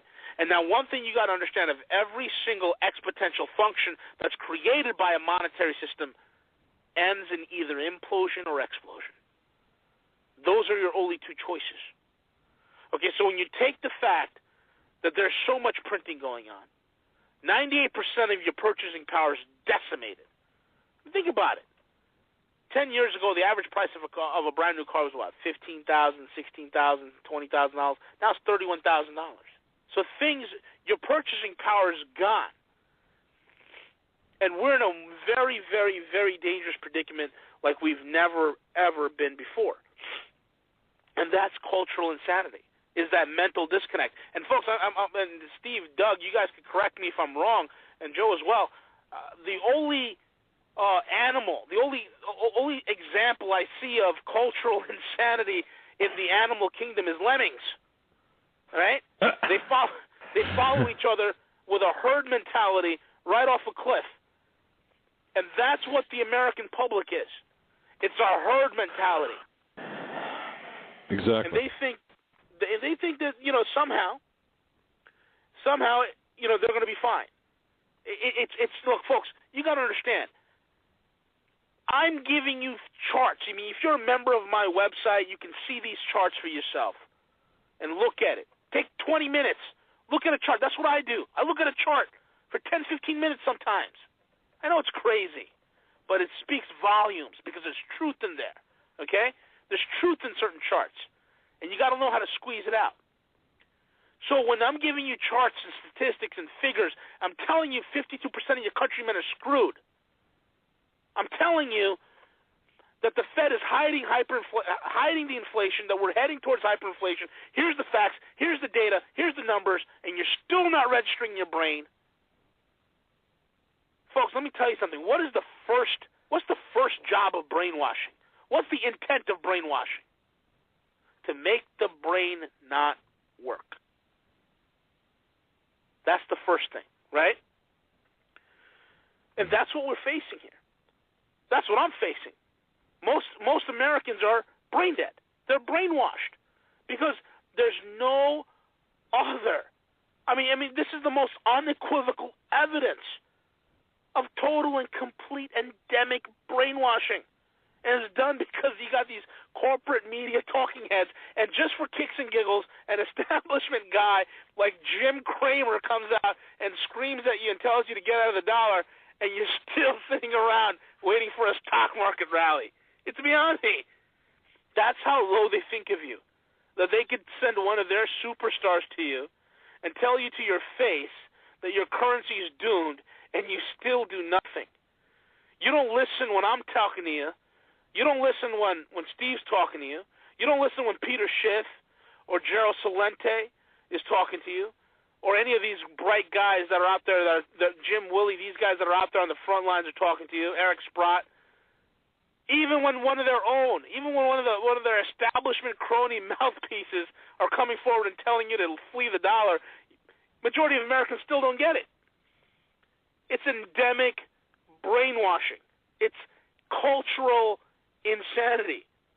Okay? And look, like I said before, every single exponential function, quantitative easing, okay, buying back of mortgage-backed securities, stimulations, bailouts, TARP, all of these things near term end in an implosion or an explosion. Okay? Now, a chart showing this, you got all the data, and you understand that the dollar, you look at all the facts, it has to implode. It has to explode to absolute worthlessness very soon. It has to. And when you got sentient, cognitive adults, they're not even able to comprehend a simple concept. It's so glaringly illustrated and staring you in the face. It's unequivocal in its clarity. It's total, I mean, it just defies rational explanation for me. You know, and what do we get, folks? What happened in the last few months? You got all this phony baloney junk of well, the U.S. is going to taper, or we're going to taper. And then what happens? Bernanke looks like an idiot in front of everybody, which he is. And now we have a new savior that's going to continue to fix the system. Janet Yellen, the new dove, who's going to replace the total claptrap that Bernanke was, the Federal Reserve. And the corporate media is swooning to her, telling you, the public, oh, she's wonderful, she's a brainiac, she's the most qualified Fed chair, and she has an elaborate stamp collection, and she knows what she's doing. And you're going to go follow this nonsense? A person who never held a real job in her life? A person whose very husband, an economic prize winner and the Nobel Prize winner, who hates the free market? This is the guy who's going to save you? I mean, it's a joke. It's amazing. V, let me ask you something here, because one thing that I looked at earlier this week, and I saw this as a really huge red flag, and we talked about in fact, you talked about this earlier in the program. You talked about September 23rd, the chemical weapons attack in Syria, and of course, and I've always said that the United States, we're a captured operation, and we're actually the army for Saudi Arabia, and the entirety of the Arab Spring was a UK, France, United States operation plan well in advance. But with Syria, we've got 150,000 people, men, women, and children that are dead, and that's probably a conservative estimate. People don't really get that through their heads. 150,000. In a war that the United States, in our name, we pushed for to oust Assad, but at the agenda was that of Saudi Arabia. So here's my question. Here, just days ago, based on the meeting from last week, you saw Bandar, I think it was, the mouthpiece for the Saudis, come out and say, hey, America, in particular, hey, Barack, Hussein, Obama, we're a little bit ticked off at you for not following through on Syria, and even more so on Iran.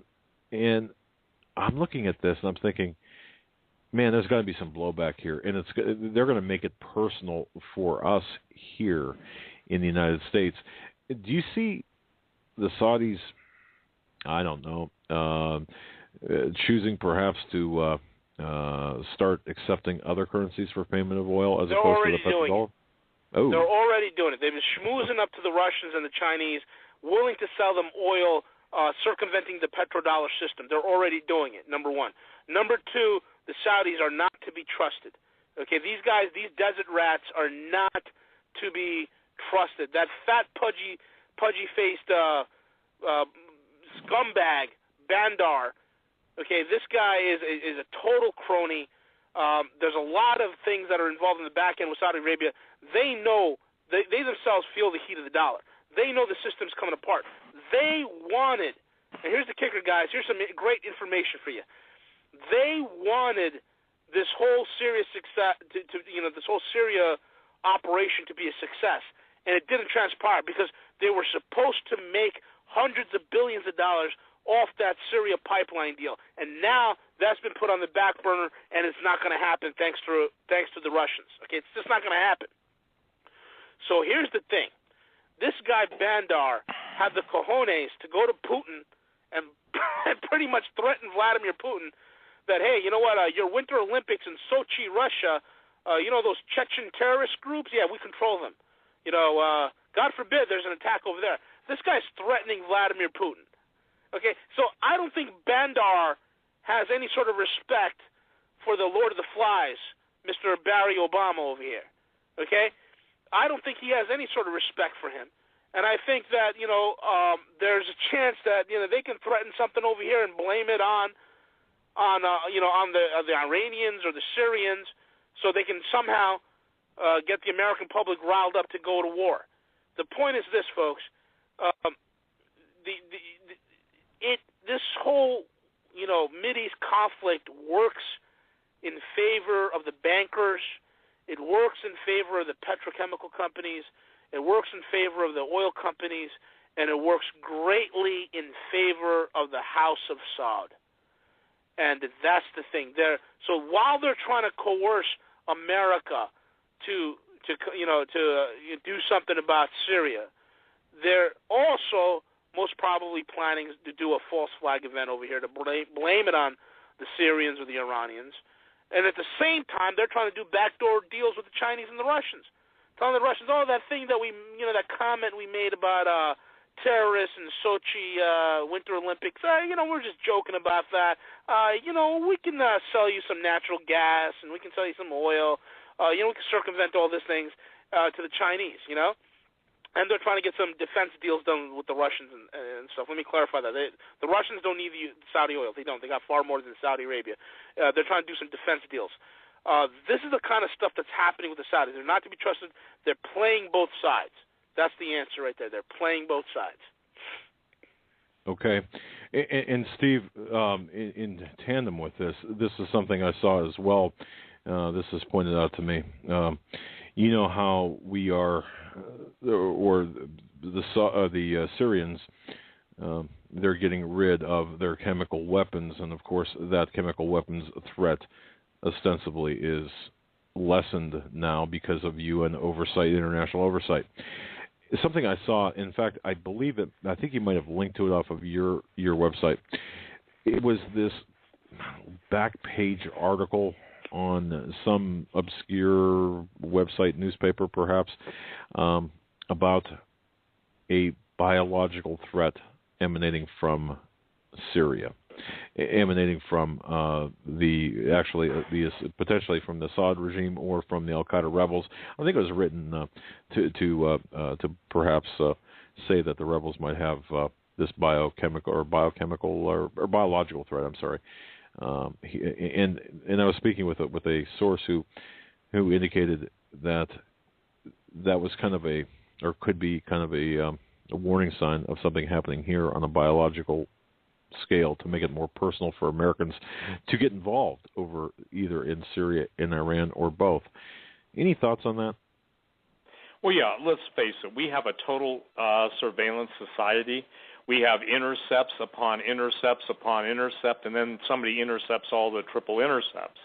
They know perfectly. If it happens, Doug, it will happen with the full knowledge and okay or approval of those who could stop it. One of my concerns was when I wrote my book, Breathe No Evil, and I don't even remember how many years ago, 15 years ago, you got a copy. What does the copyright say in it? You may have had a second or third printing of it, but the point being is that this stuff is basically readily available. For those of you that grew up in the 50s and 60s like me, you'll probably remember the Gilbert chemistry set. Well, with so much available now on the open market, and if you've got money, I've said this, I used to talk to these guys that would sell anything, including their mothers, daughters, sisters, or grandmothers, for the right price after the breakup of the Soviet Union.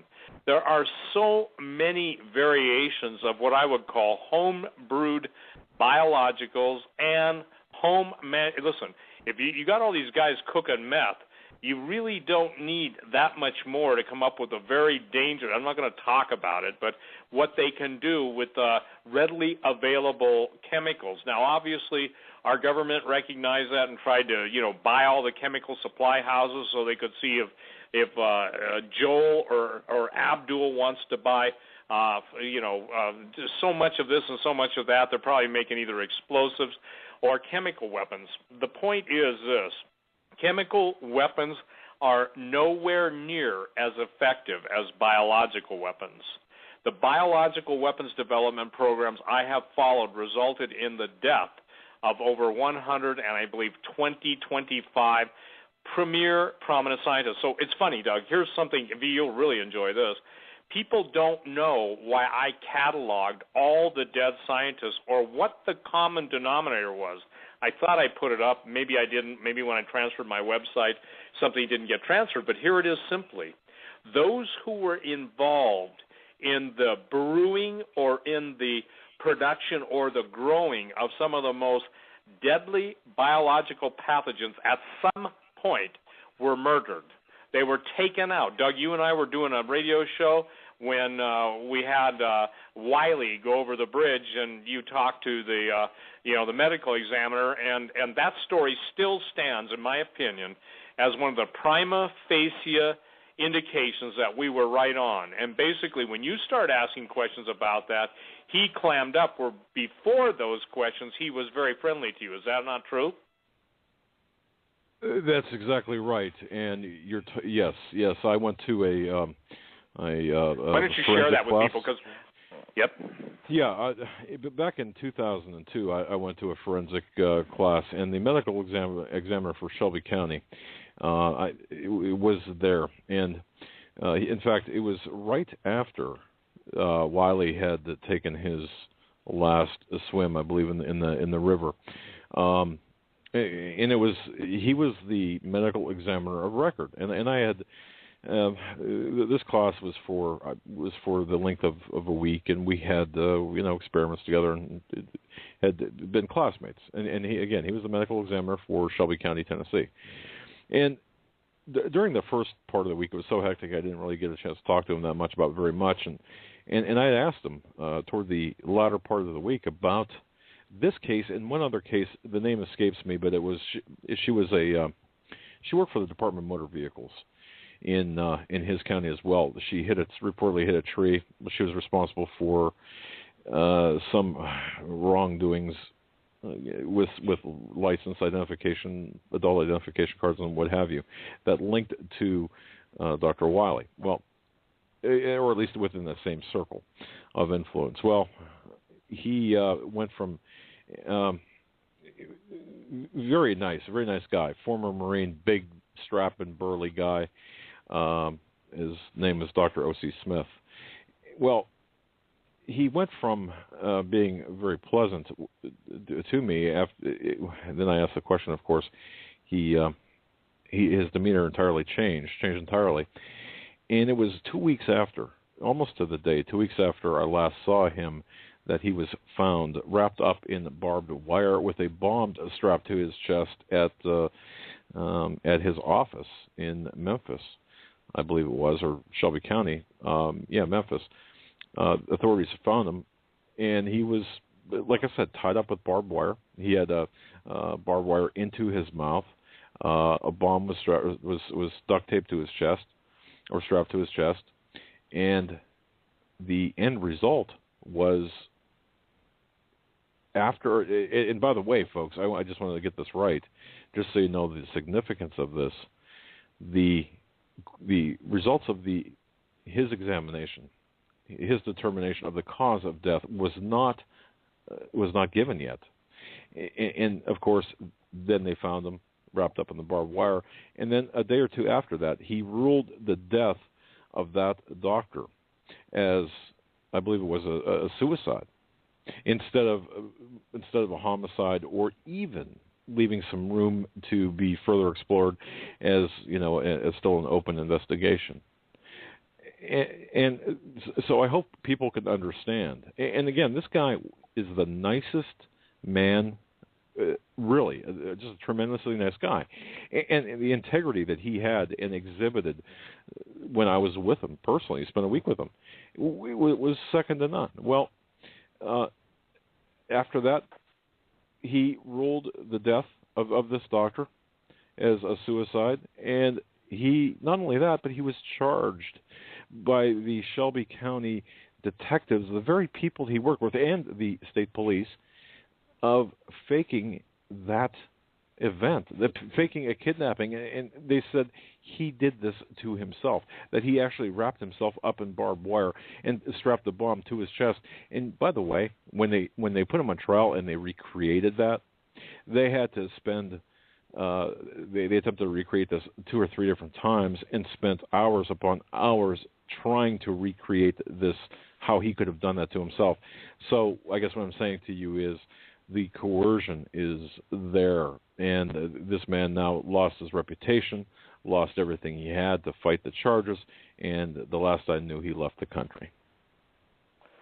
So what that means in all this, ladies and gentlemen, is that somebody went to great extremes to prove that, quote, a suicide was not a homicide. Doug, if I remember right, I don't remember the color of the van, but there were people that swore, and they basically went quiet too, that they saw 2 men basically throwing somebody over the side of the bridge.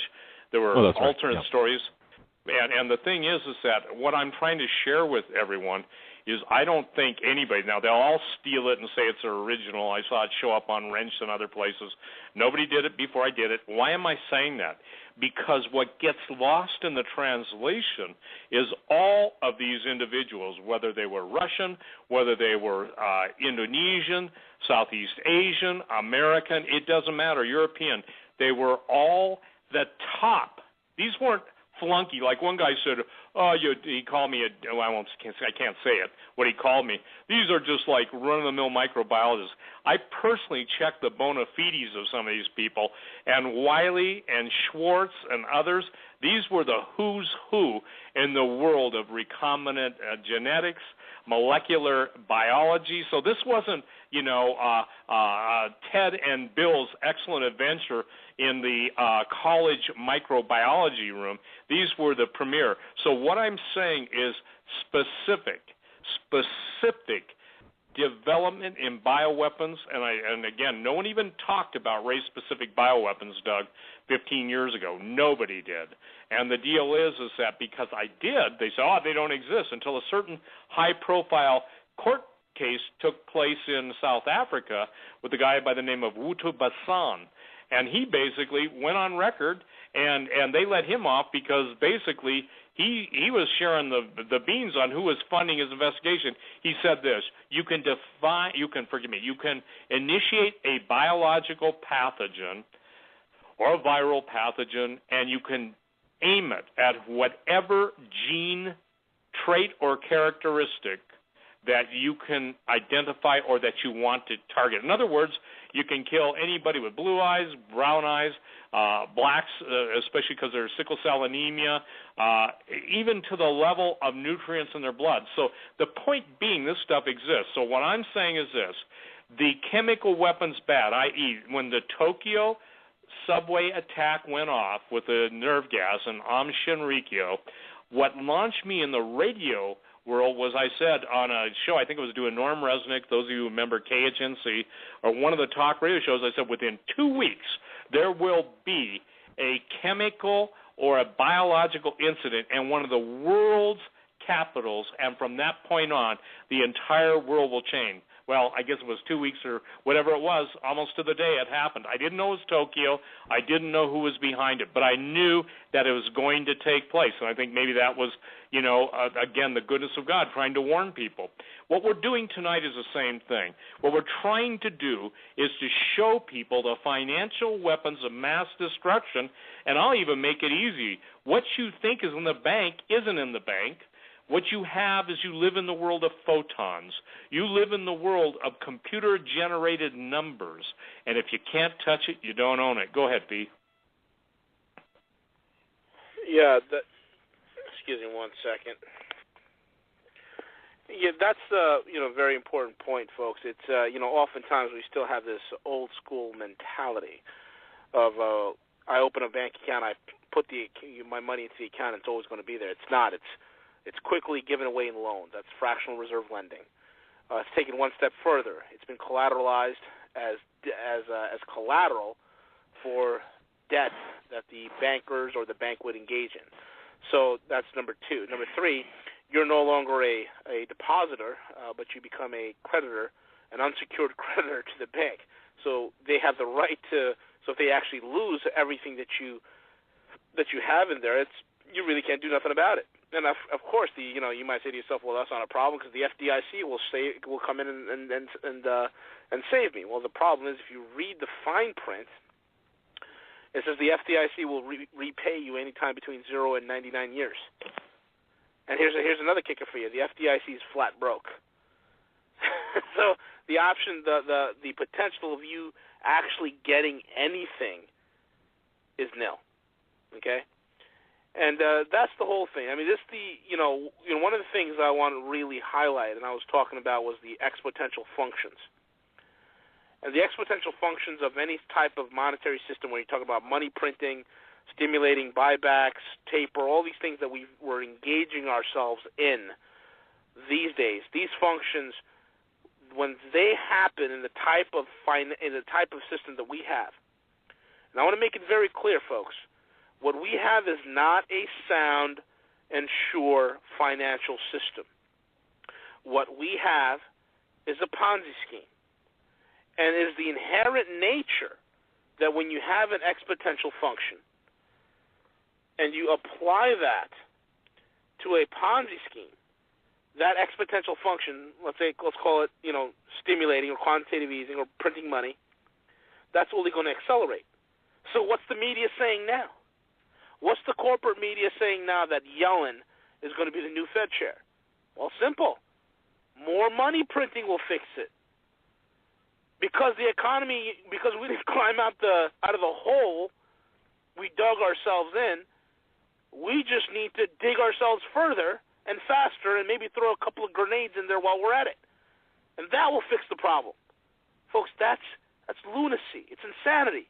But that is, in essence, what the corporate media is telling you, and the average American believes that nonsense. They believe that BS.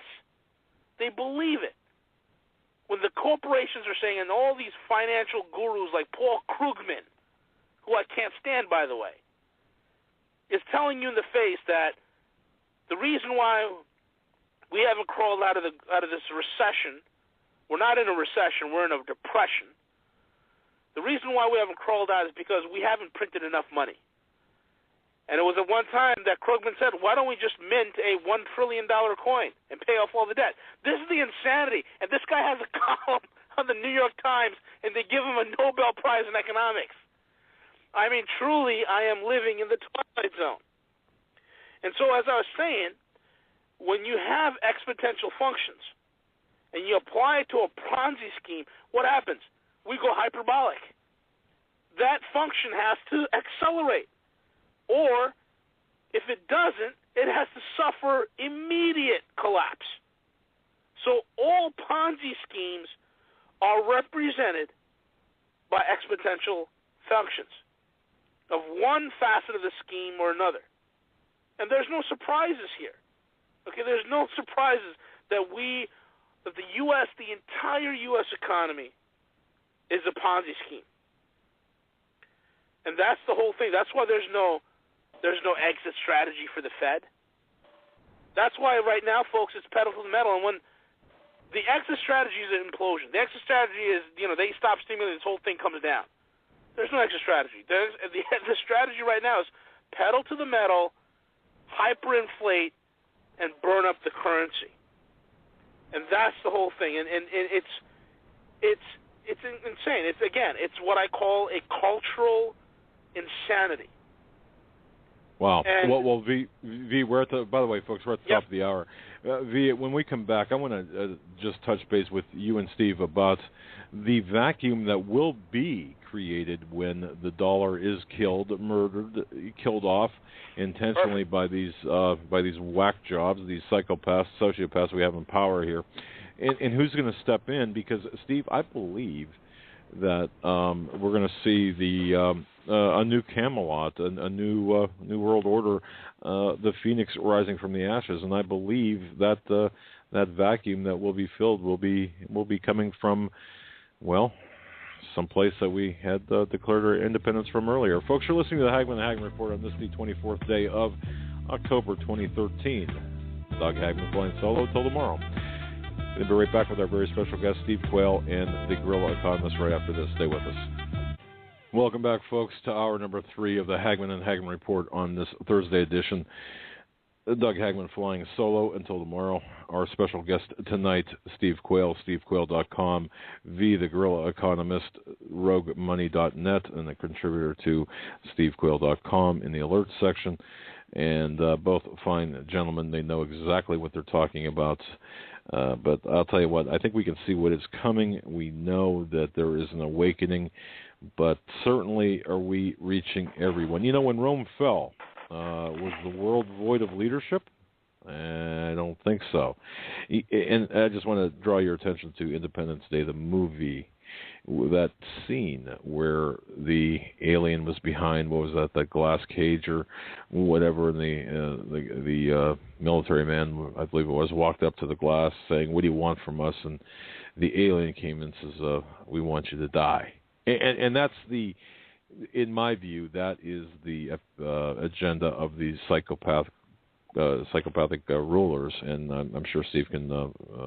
That's their perspective. That's the alien perspective, by the way, and Steve can certainly comment on that. But who's going to fill the vacuum when everything does implode, explode, fall, and the dollar is murdered? Steve, I'm going to turn it over to you, and then you can pass it however.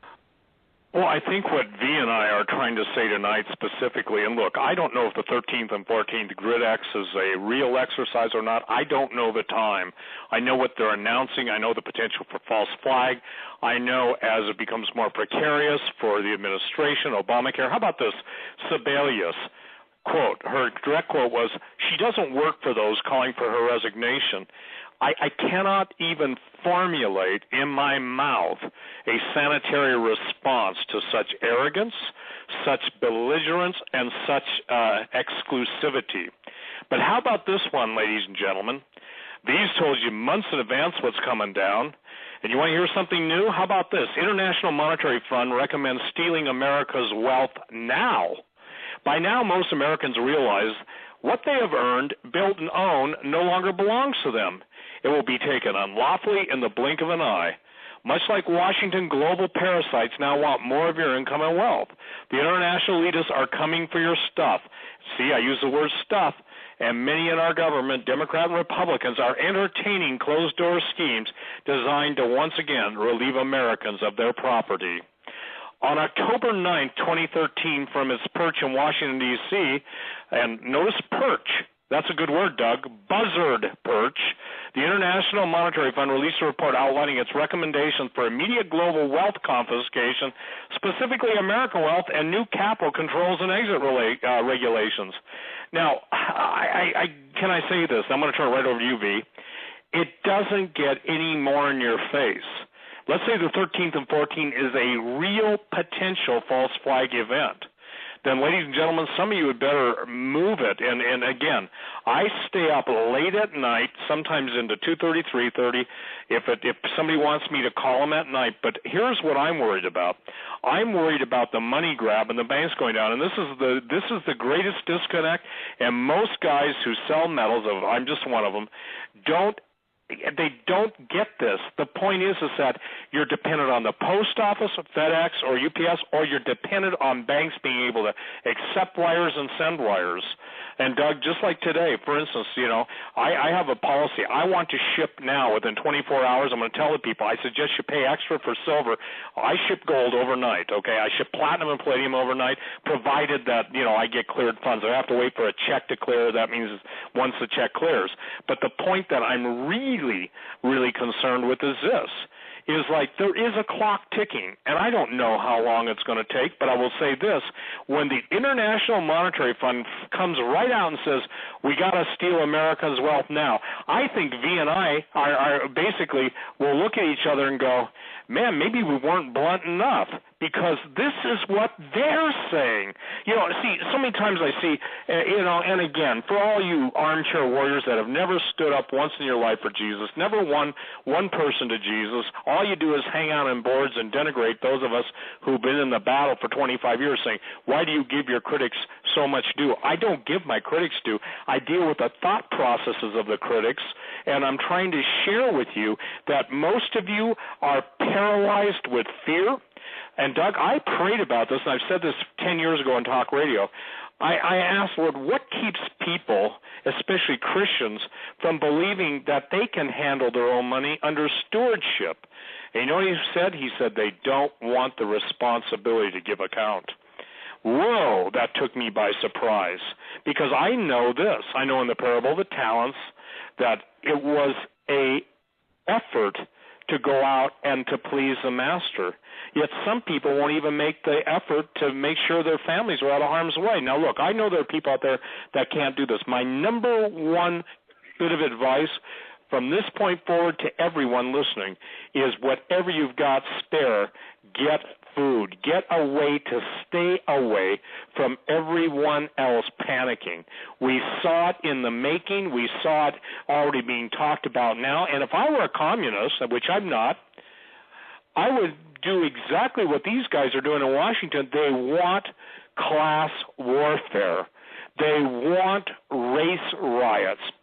They want greed and envy. And the Lord showed me, and I told this, I'm on record of saying this, and it was due to the work of another sister. She said, Steve, when I prayed, and this is what she said, not me, about all of the hateful things that are said about you, she said, you know what the Lord showed me? Jealousy and envy. And then I got, and I get this too, one night I'm praying about this stuff, and the Lord says, Steve, tell your listeners that jealousy and envy are the trap of the enemy, and if they fall into it, it will consume them. What caused Cain to slay Abel? It was jealousy and it was envy. What causes one person to put another person down? It's jealousy and envy. So, ladies and gentlemen, those are the right and left hand of the devil in which he's taking the symbols and smashing you upside the head. V, I'm turning it over to you. The bottom line is International Monetary Fund recommends stealing America's wealth now. How much more? Is there anything, and then answer that question if you would, and is there anything that would get the attention of people other than just having everything confiscated, and then they look in retrospect and say, gee, I wish I would have acted when I could? I think the average American is so brain dead that he would literally bend over and take it, all right? He would not mind having his funds, 10, 20, 30% of his funds taken, because his government that he loves so much would tell him that this is your debt, it's your fault, and because we've had this extravagant American lifestyle, it's time for us to be responsible and pay the piper. And that's how the average Joe on the street would take it. All right, and it's insane. This is what I said earlier, and I've said it for months, for years. The policies that the IMF, and the World Bank has done around the world, in Latin America, and Central and South America, throughout Africa, those same strip mining policies is what I call them, are going to come home to roost. So when many of you saw what happened in Cyprus, some of you just laughed, oh, it's just Cyprus, all those poor suckers. You don't get it. Everything that these guys do sets a precedent. It sets a standard, okay? It's like it's like a feeding frenzy has begun. There's blood in the water, and the sharks are beginning to circle now, and now they're biting, okay? So this is a flood that has started and is not going to stop. And, folks, you're facing two things in America, and most of you don't even recognize it. And I'm trying to shout from the rooftops, we are facing capital controls. We are facing austerity. It has begun. Let the alarm bells ring. It has begun. It is austerity. What do you think Obamacare is? It's a tax.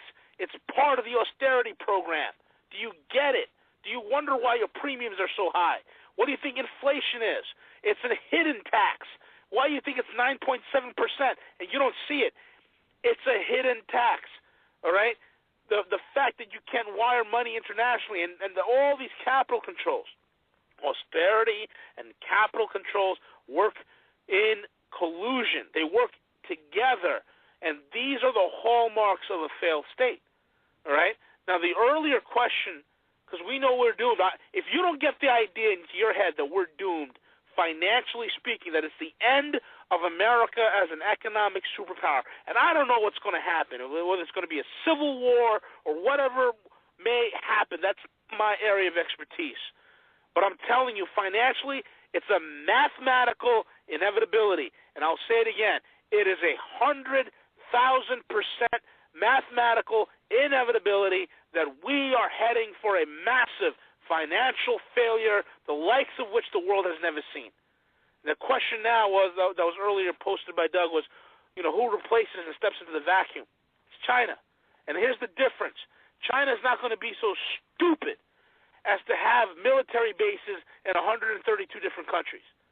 China is not going to be stupid to do that, because every empire that has ever existed on Earth that overextends itself like that spends itself to decadence and eventually collapses. So that's not what they're trying to do. They're just trying to continue to be the economic power. How do I know that? Well, simple, folks. While we're building military bases and toppling governments and creating strife everywhere we go with our stupid, archaic, ancient, and failed gunboat policy, the Chinese are striking oil deals, mineral deals, real estate deals, strategic metal deals, everywhere the world over without firing a single shot. That's brilliance. Kind of thing that George Washington talked about. And I'm not sympathizing with the commie Chinese. I'm just saying, George Washington talked about do not seek alliances with any nations, but try to do business with all of them. And that's what the Chinese are doing. They're doing business. And that's where their key focus is, folks. And they've learned from us. They've been watching us the last 30, 40, 50 years. They've been watching us, and they've learned from us, and they've made better, I'd say, the way they're able to move and react. They react very quickly to a lot of their economic situations. So that's who's going to replace us, Doug. You don't think, and I'm asking this from a longer-term perspective, you don't think that the City of London will have any oversight on this, on whatever replaces the dollar as a world reserve currency? And there's that rift that between East and West. Okay. And it's going to be interesting to see how things play out. The City of London is an old powerhouse. It's from the old world. And the thing with the City of London, the Anglo-American banking structure or the Western banking structure has no credibility. And if you think banking laws in this country are insane, you ought to take a look at what's going on in the UK, because it's incredibly insane. I mean, over here we have rehypothecation up to 140%. In the UK, it's rehypothecation to infinity. So there's, the UK financial house. One of the things that are happening amongst the British population is they're starting to realize, hey, we need to start doing. There's a great push to start British manufacturing. And you're seeing a resurgence in British manufacturing, a great deal of pride happening with manufacturing in Britain. You're seeing the resurgence with Jaguar, with Range Rover, I mean, heck, man. I mean, there's a lot of top-notch. I mean, I'm a car automotive aficionado. I mean, McLaren. There's so many things that are going on in England right now that are just they're producing some high-tech stuff because there's a reality over there that the politicians and the people recognize that we cannot be reliant on just the financial services. And over the course of hundreds of years, it's the financial services that has really propelled Britain. But now that's all that the chicanery and the con and the whole con job that the whole financial services industry in England is starting to be recognized and exposed for what it really is, that it needs to be quelled and brought under control. So the gist of what I'm saying is that even the City of London, just like Wall Street, has lost that illustrious reputation.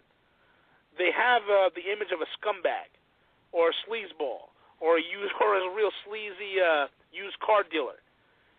So they're not trusted as they used to be. So it's going to be pretty interesting to see how these banking families are going to adjust to the capital or the wealth flight that's been happening in the East. Now, there's the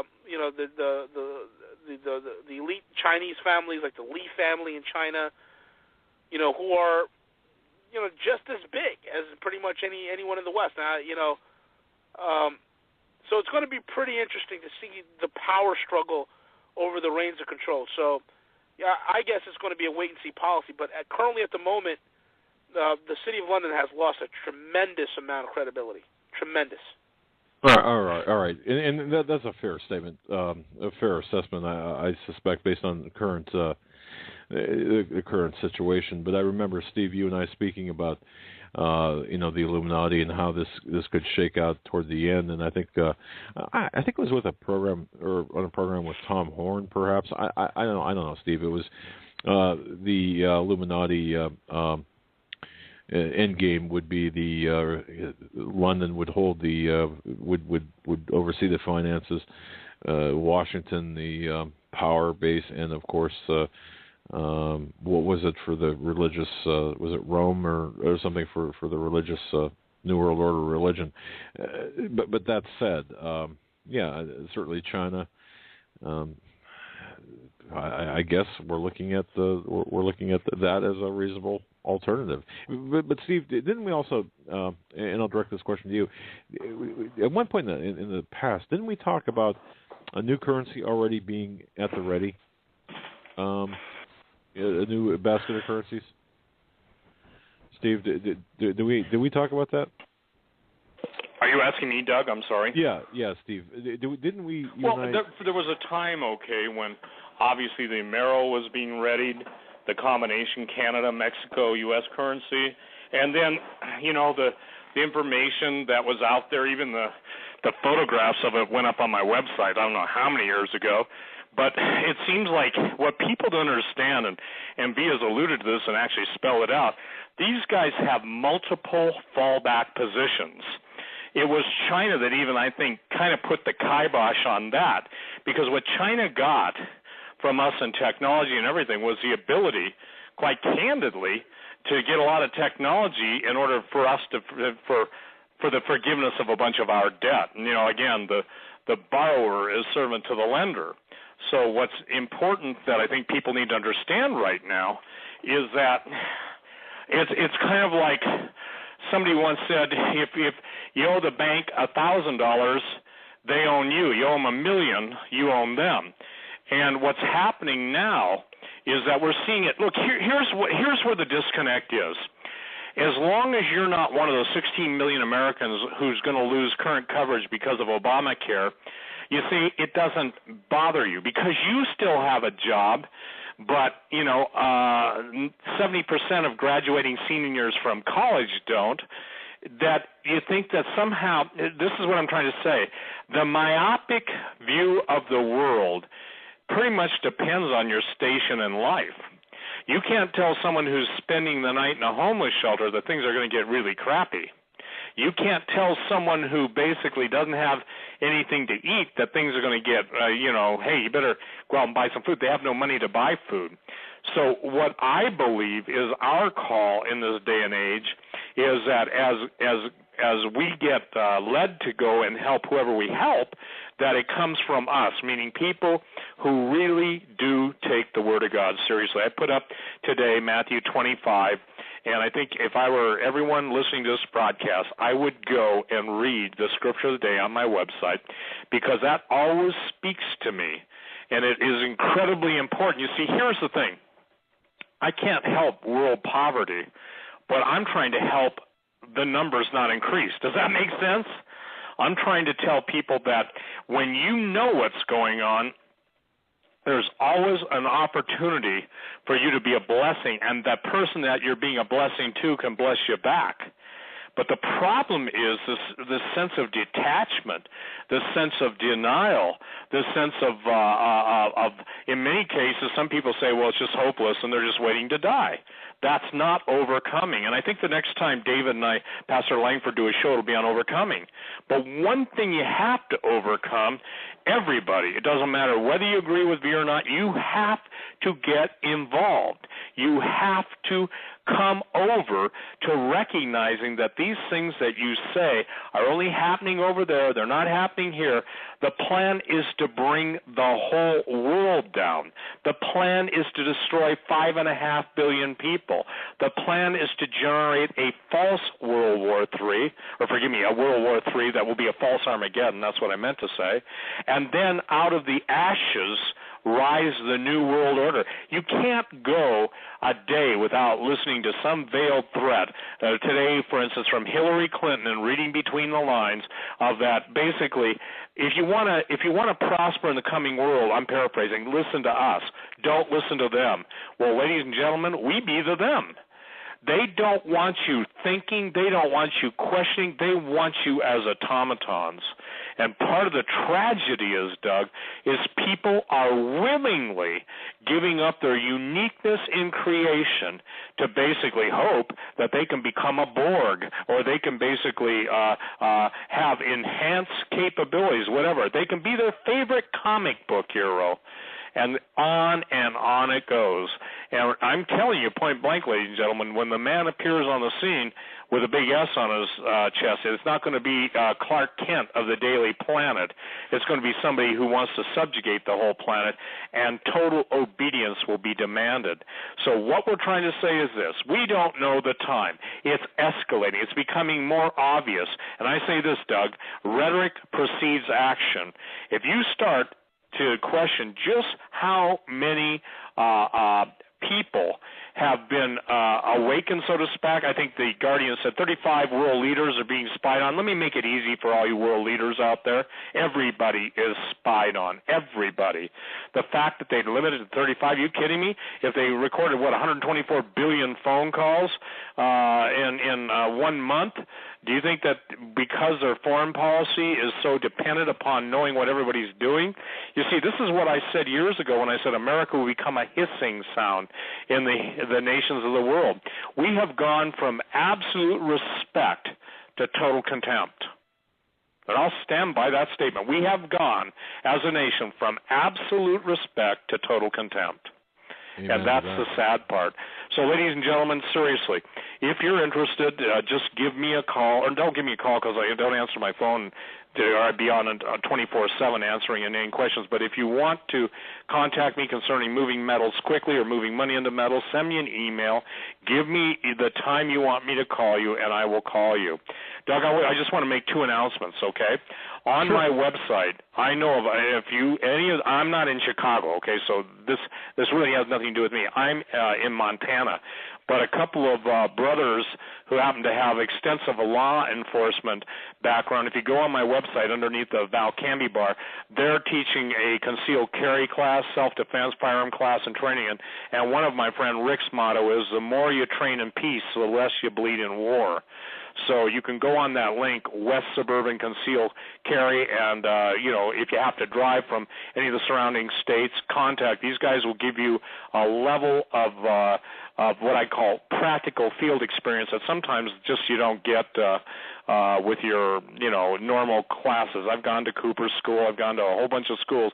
But what's interesting is the guys in the field that stay alive by their skills can impart a whole lot. The other thing is tomorrow I'm going to be on with Daniel Holdings, at 4 o'clock. The link's on my time, and I'm going to be talking a lot about. Daniel has written some great books, and the thing that's interesting is he gets the veil that's thinning. So, ladies and gentlemen, go to my link, and we'll be on. Now, V, I'll go ahead and turn it over to you, sir. Yeah, V, let me just throw some out there. I just want to tell the audience, you can look on our website. Daniel Holdings is a good friend of the program. He's been on our program, our show before.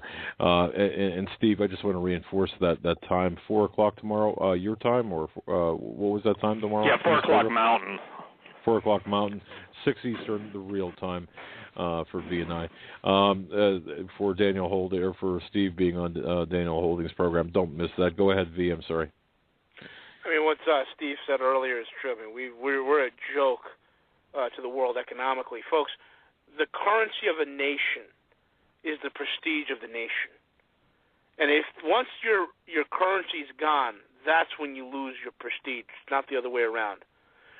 America could get away with murder before because its currency was so valued, it was treasured, it was as quote-unquote good as gold.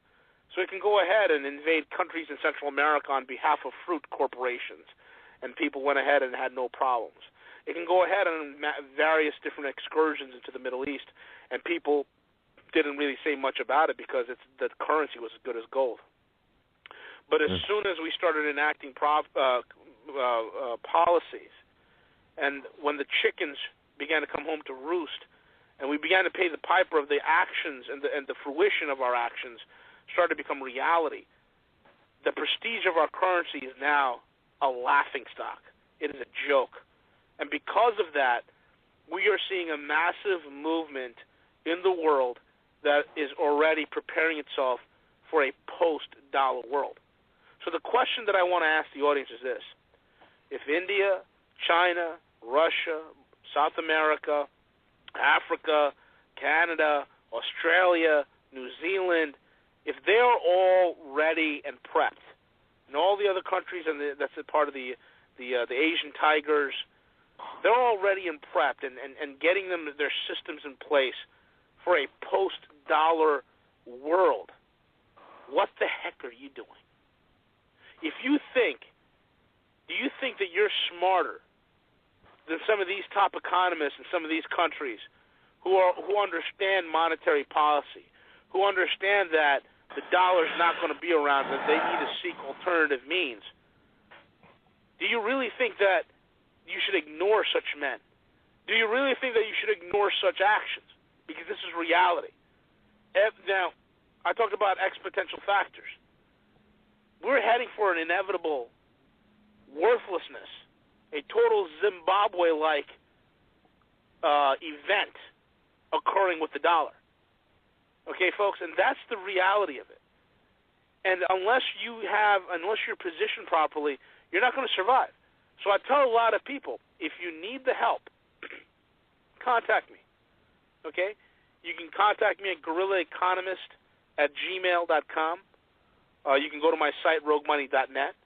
If you need metals quickly, you can go to stevequayle.com. You can contact him directly through his site and on his company, which is Renaissance Metals, which been around for over 35 years with excellent standing. I use him personally because I got sick of waiting around 2 weeks for my gold to get delivered. I get sick of, my client, when I'm trying to help a client and they've been using XYZ company and XYZ company is giving them the runaround, I can go to Renaissance and get everything done. So that's the issue, folks. You have to prepare yourself. And look, I don't want to beat a dead horse. Okay, but let me give you some economic realities. People will say, well, why come you only give out recommendations of precious metals right now? Well, here's the reality of it. The vast majority of you listening to my voice cannot do anything internationally. What do I mean by that is this. Abroad in the world, a lot of foreign investment firms do not want to take on Americans. This is the reality. Unless the American has some serious sizable assets, because of the laws and the pressure that is coming from Washington, D.C., that is requiring these financial institutions to report on Americans, it is causing an unnecessary expense and overhead for financial, not to mention a headache for these financial houses.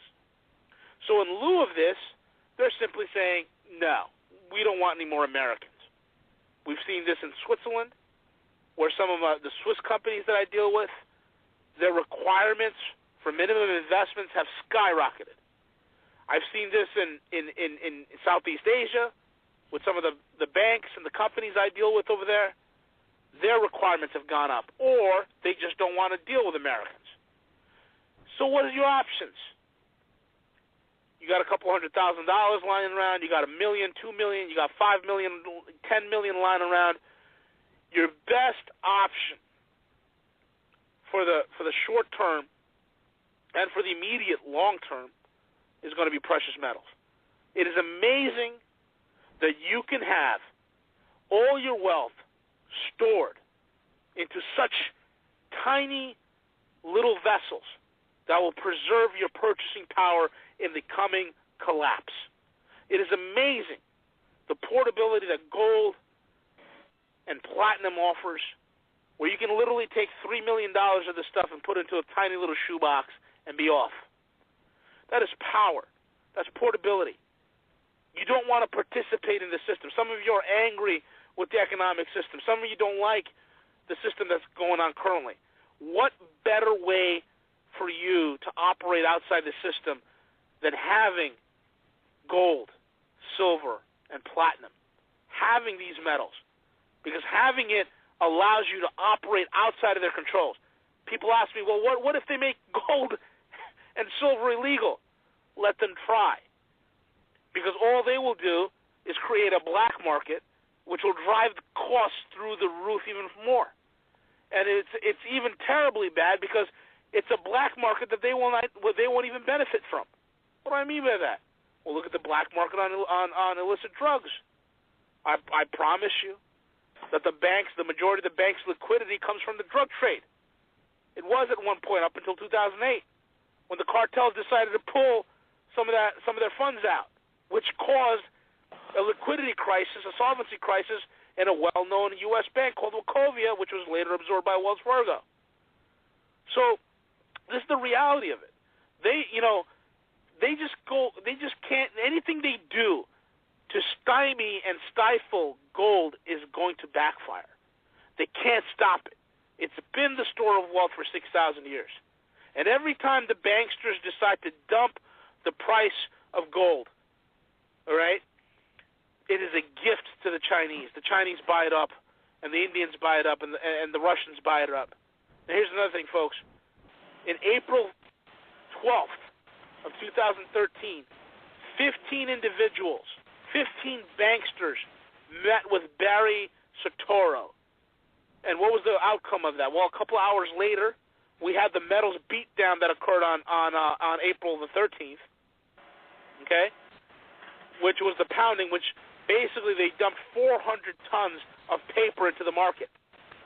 And this past August, you had a couple of individuals, again, some of the luminaries from the bankster world, meet with Barry. And what were they discussing? To confiscate your funds.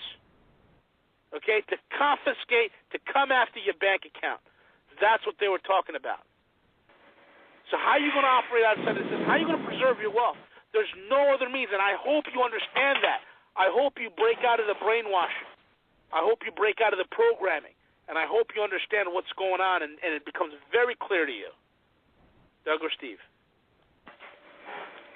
Well, I don't know how to say it anymore. And by the way, ladies and gentlemen, there comes a point where, where this is how should I say that, it has to set in.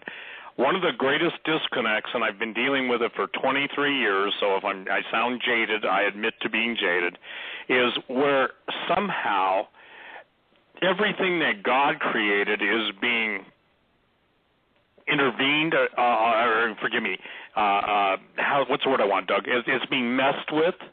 It's being modified. It's being destroyed, every barrier. Everything that was meant to protect us is being torn down so that everything that would come and destroy us is allowed to do it. But one of the things there's no pill for is stupidity. One of the things there's no pill for is laziness. And I got to say this, I can say, judging by I don't know. Right now, I'll just give you a count. I think on my email right now, I have 44,170 emails since, I'm not kidding, Doug, 44,170. And let me just scroll down here and see when that time was, okay, since May of 2013. Well, does that Steve, sound amazing? I got 47,776 since February, so I don't know. Okay, so we've got between us close to 92,000, and that's not counting the ones we've trashed, okay? It is humanly impossible for me to chit-chat, okay? Because obviously I don't have time. I just, if I send you my books for free, then please don't call me with 100 questions. Take it up with the Lord. I've tried to answer the 100 questions, but sometimes I can't. I guess this is what I'm trying to say. The most important commodity any of us have at this moment is time. And you can either redeem the time, you can blow the time, you can waste the time, you can, quote, kill time. And I tell people whenever you say, I got to go find something to kill time, I said, if you knew how little time you had, you would repent of those words. And I do say that, whether a person's a Christian or not, because we're about redeeming the time. Redeeming the time means you're buying it back from that which is fleeing away from you. In essence, doing what Joshua did when he commanded the sun to stand still. And sometimes we need to stand still and get the direction and guidance that we all need so desperately. Look, I have to seek the Lord daily for my daily bread. I have to trust God to help me in the areas where I have a shortcoming. Somebody said, one time I said, look, I know what shortcomings are. They're measured in millimeters. I said, the point being is that we've got to see how this thing plays out by our actions. There will be no spectators. I'll make another statement, and this one will, I think, maybe wake some people up. If you want to stay a spectator, you die. How does that sound, Doug? If you want to stay a spectator, you want to stay a spectator in the financial arena, just go, well, I think, or in my opinion, you're crazy. Well, everybody's got an opinion. But I guarantee you this, and at least I have the strength of my conviction to follow through on what I know to be historically right, economically right, and I would say this, here's the word, responsible. I'm responsible to not only the listeners, Doug, and to you as my friend, and V as my friend, and to all those who are, quote, close to me. I'm responsible to do whatever I can to anybody. And that's why I put up Matthew 25 today. Please read the scripture of the day, because this is Jesus talking to people that claim to be his kids, that claim to be Lord, Lord. Didn't we do this? Didn't we do that?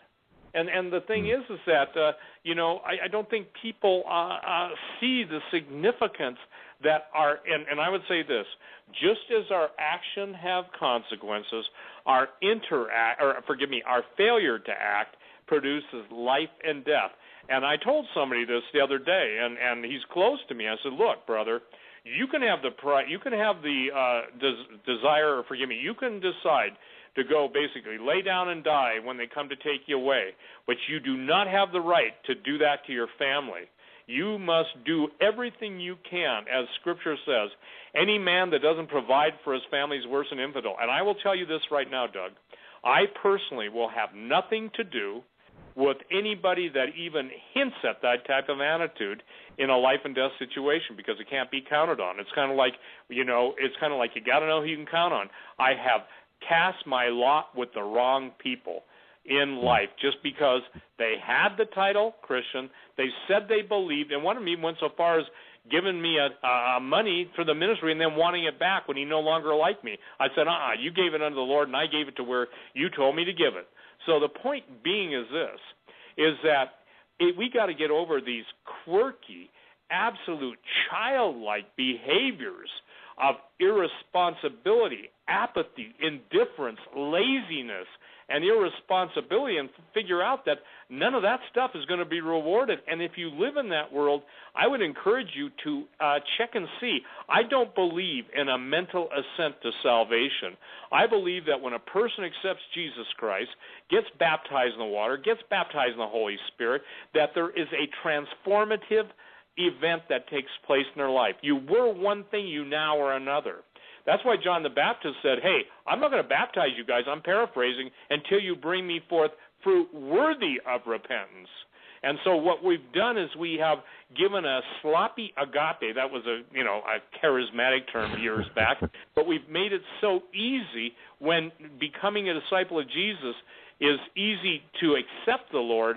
But the bottom line is that in this world we will have tribulation. Now, I'm sorry Jesus said that.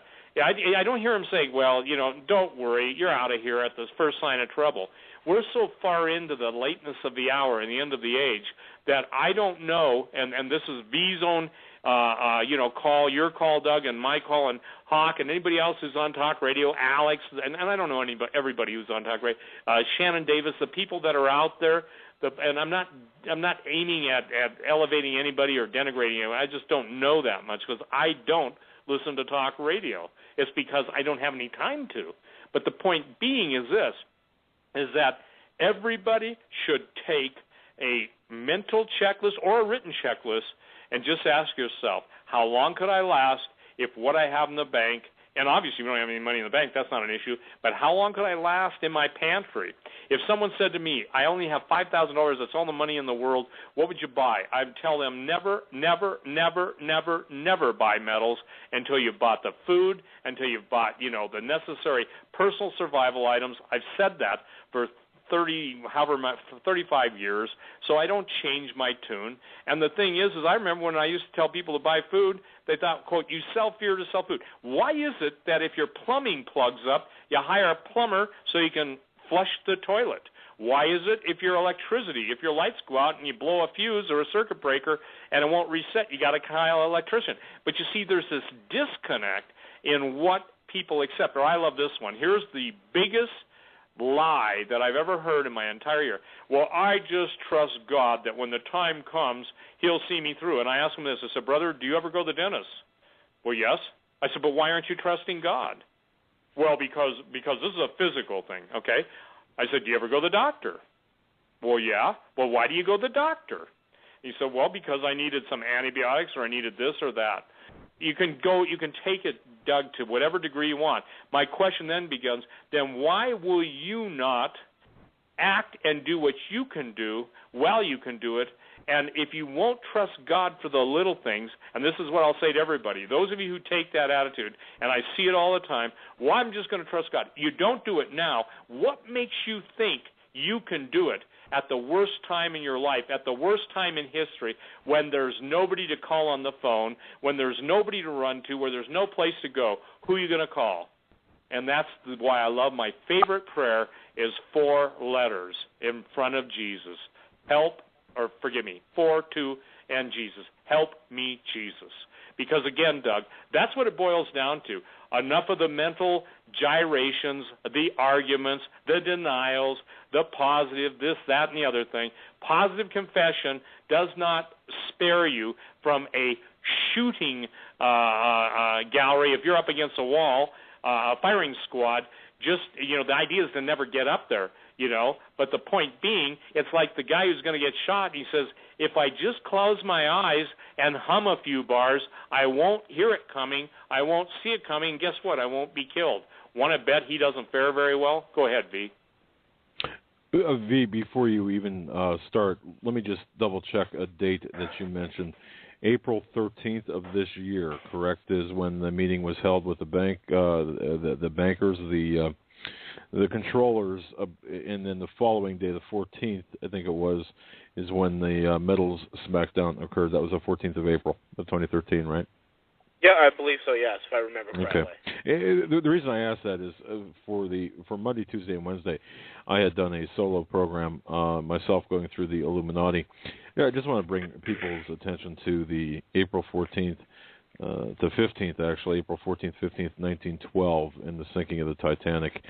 And don't forget the most powerful bankers or the most powerful, wealthiest people who would oppose the bankers' plan of centralization, would oppose the Federal Reserve, perished on that unsinkable boat in 2 hours and 40 minutes, the boat that couldn't sink. But I just wanted to mention that because we talked a lot about the symbolism of the Illuminati, numbers, dates, and there it is. A coincidence? Well, we'll leave that up to you to decide. But go ahead, V. I just want to throw that out there. You know, the thing is, people have to understand is, like, you know, our whole reputation, who we are as a nation, is a joke, and it's been pretty much been thrown in the toilet bowl. I mean, just recently, the Prime Minister of India has said that Russia and China are India's most important partners in trade and regional stability, not the U.S. Right now, the BRICS are, again, continuing to set up not only their own bank, but their own internet system, because of this whole entire NSA snooping and spying. I mean, people are sick of it. It's an embarrassment. We're like a bratty kid that nobody wants to play with anymore on the playground. It's no longer cute. It's annoying, and that's the position we've come to. Nobody wants to deal with us, and we're an incredible joke. And the fact that everything that comes out of the mainstream is an absolute lie. I mean, you know, September's BLS report of the supposed 148,000 new jobs that were created. I mean, it's a joke, folks, because when you look at the real numbers, and I think it was John Williams from Shadow Stats, who I follow, because I love how the man's an incredible statistician, and he knows how to re-engineer the real numbers. John Williams stated that 50,000 of those 148,000 jobs were just phantom jobs, and what that simply means is basically jobs that were produced by the birth death model during difficult economic times. It's just a gross overestimation of the numbers of jobs from businesses and startups, and totally underestimates job losses from business failures. And what do you have today? You have tremendous amounts of business failures. You know, so this is where things are going. And it doesn't take a rocket scientist to see how these things will end up. I mean, the decline of the dollar is unprecedented. And it's something that the rest of the world, again, like I said before, is going away from. The world is moving away from using the dollar to settle any sort of international account. Now, folks, here's a little fact for you. You know, months ago when I came on the Hagmann show, I said the biggest buyers of U.S. debt were China, and when I first came on, I said it was the Federal Reserve and China. Okay, the two biggest buyers of U.S. debt. Well, that's not even the case anymore, because over the course of successive months, I've detailed how the Chinese were dumping here, the Chinese were dumping there. A couple of months or so ago, them and the Japanese dumped about $40 billion in U.S. Treasuries in 1 week. Guess who is the biggest buyers, the number one and number two biggest buyers of U.S. debt? I know. Go ahead. I know. Go ahead, Doug. It can't be Steve Quayle. No, it's the Fed. It's us. We are. Yes, it's the Federal Reserve and the Social Security Trust Fund. Oh, man. So what's going to happen when this hyperinflation comes hitting home and Washington can't meet its financial obligations? Say bye-bye to your pensions, folks. It's gone. Do you see what I'm saying? Do you see how dangerous it is? I laugh because of the lunacy of these policymakers. Now, I feel horrible what's going to happen to people. You're going to lose your pensions. You're going to lose your bank accounts. You're going to lose your savings, your IRAs. Your 401ks will become 0.101ks. And then what? And then where do you go? When your country is poor, look, there's a reason why Homeland Insecurity bought 2 billion rounds of ammunition, because they know there's going to be a lot of very angry people running around in the streets. Okay? Now, that's the whole thing, folks. You got to understand, what do you do in a situation like that? We're a broke country. Okay, it's so mathematically broken. This is something that's superseding. It's going to supersede the Weimar Republic by tenfold. And that's something that people have to understand. It's sad for the people who are stuck watching television and watching football without a clue that are going to get blindsided. And I think we all need to take this time to evaluate what we know and what we believe, and certainly take it to God. But you speak the truth, V. Steve, as well. You speak the truth. We're getting close to the close of our program. Any final thoughts we can stick in there within the next 2 minutes or so, guys? Well, one thing I would say is this.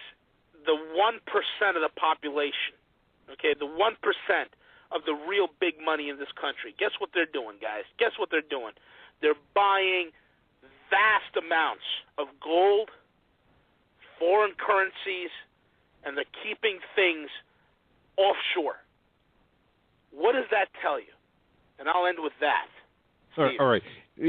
Steve, how do you feel about silver? V mentioned gold, but silver? Yeah? Well, look, for high dollar people who are going to be moving, I recommend obviously gold and platinum, but that's as a savings. For barter, the point is silver silver's half of what it was 18 months or so ago, okay?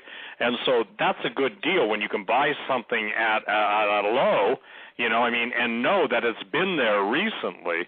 The Valcambi gold bars, Doug, seems to be one of the most popular items because people buy those because you can break off individual 1-gram gold bars. And in essence, it's a credit card-sized gold bar, 1.61 ounces, and they've got 50 individually scored 1-gram gold with the fineness. And by the way, Valcambi is one of the biggest guys in Switzerland, so this is no little small, outfit doing this.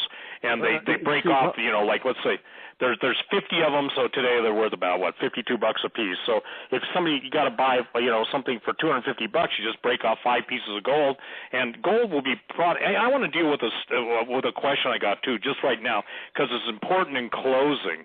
There are guys who write about gold and silver that don't know anything, and let me share this because I'm just telling you point blank. You got to put your money someplace in your hand and under your control. Praying for guidance is the best thing I know, and that's what we're doing, and that's what we're trying to do. But I don't even, let's see, let me tell you who just sent this, and this is kind of an idiot argument, and I'm sorry, but it is. I think Angie sent me a letter. She said somebody who writes a newsletter, and I don't want to, take the guy on, but he said if we use silver or gold coins to buy and sell, we can be fined and or put to death in the New World Order. It has nothing to do with gold and silver. People can be put to death just because you're a Christian. And I said this to her. I said to Angie, I said, we will all be running for our lives at some point, and he's wrong. History attests against him. So do we deny Jesus because they're going to kill Christians?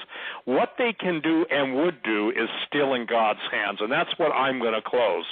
Look, we're the Lord's property. The nice thing about becoming a Christian is we no longer have to screw our lives up. We can turn it over to the Lord, and I can speak for personal experience. I know how to screw up a life, okay, my own, and I know that the only one who could set it aright and make me whole was Jesus Christ. So I'm speaking to everybody who's screwed up out there. Been there, and I'm working on it. I'm not done.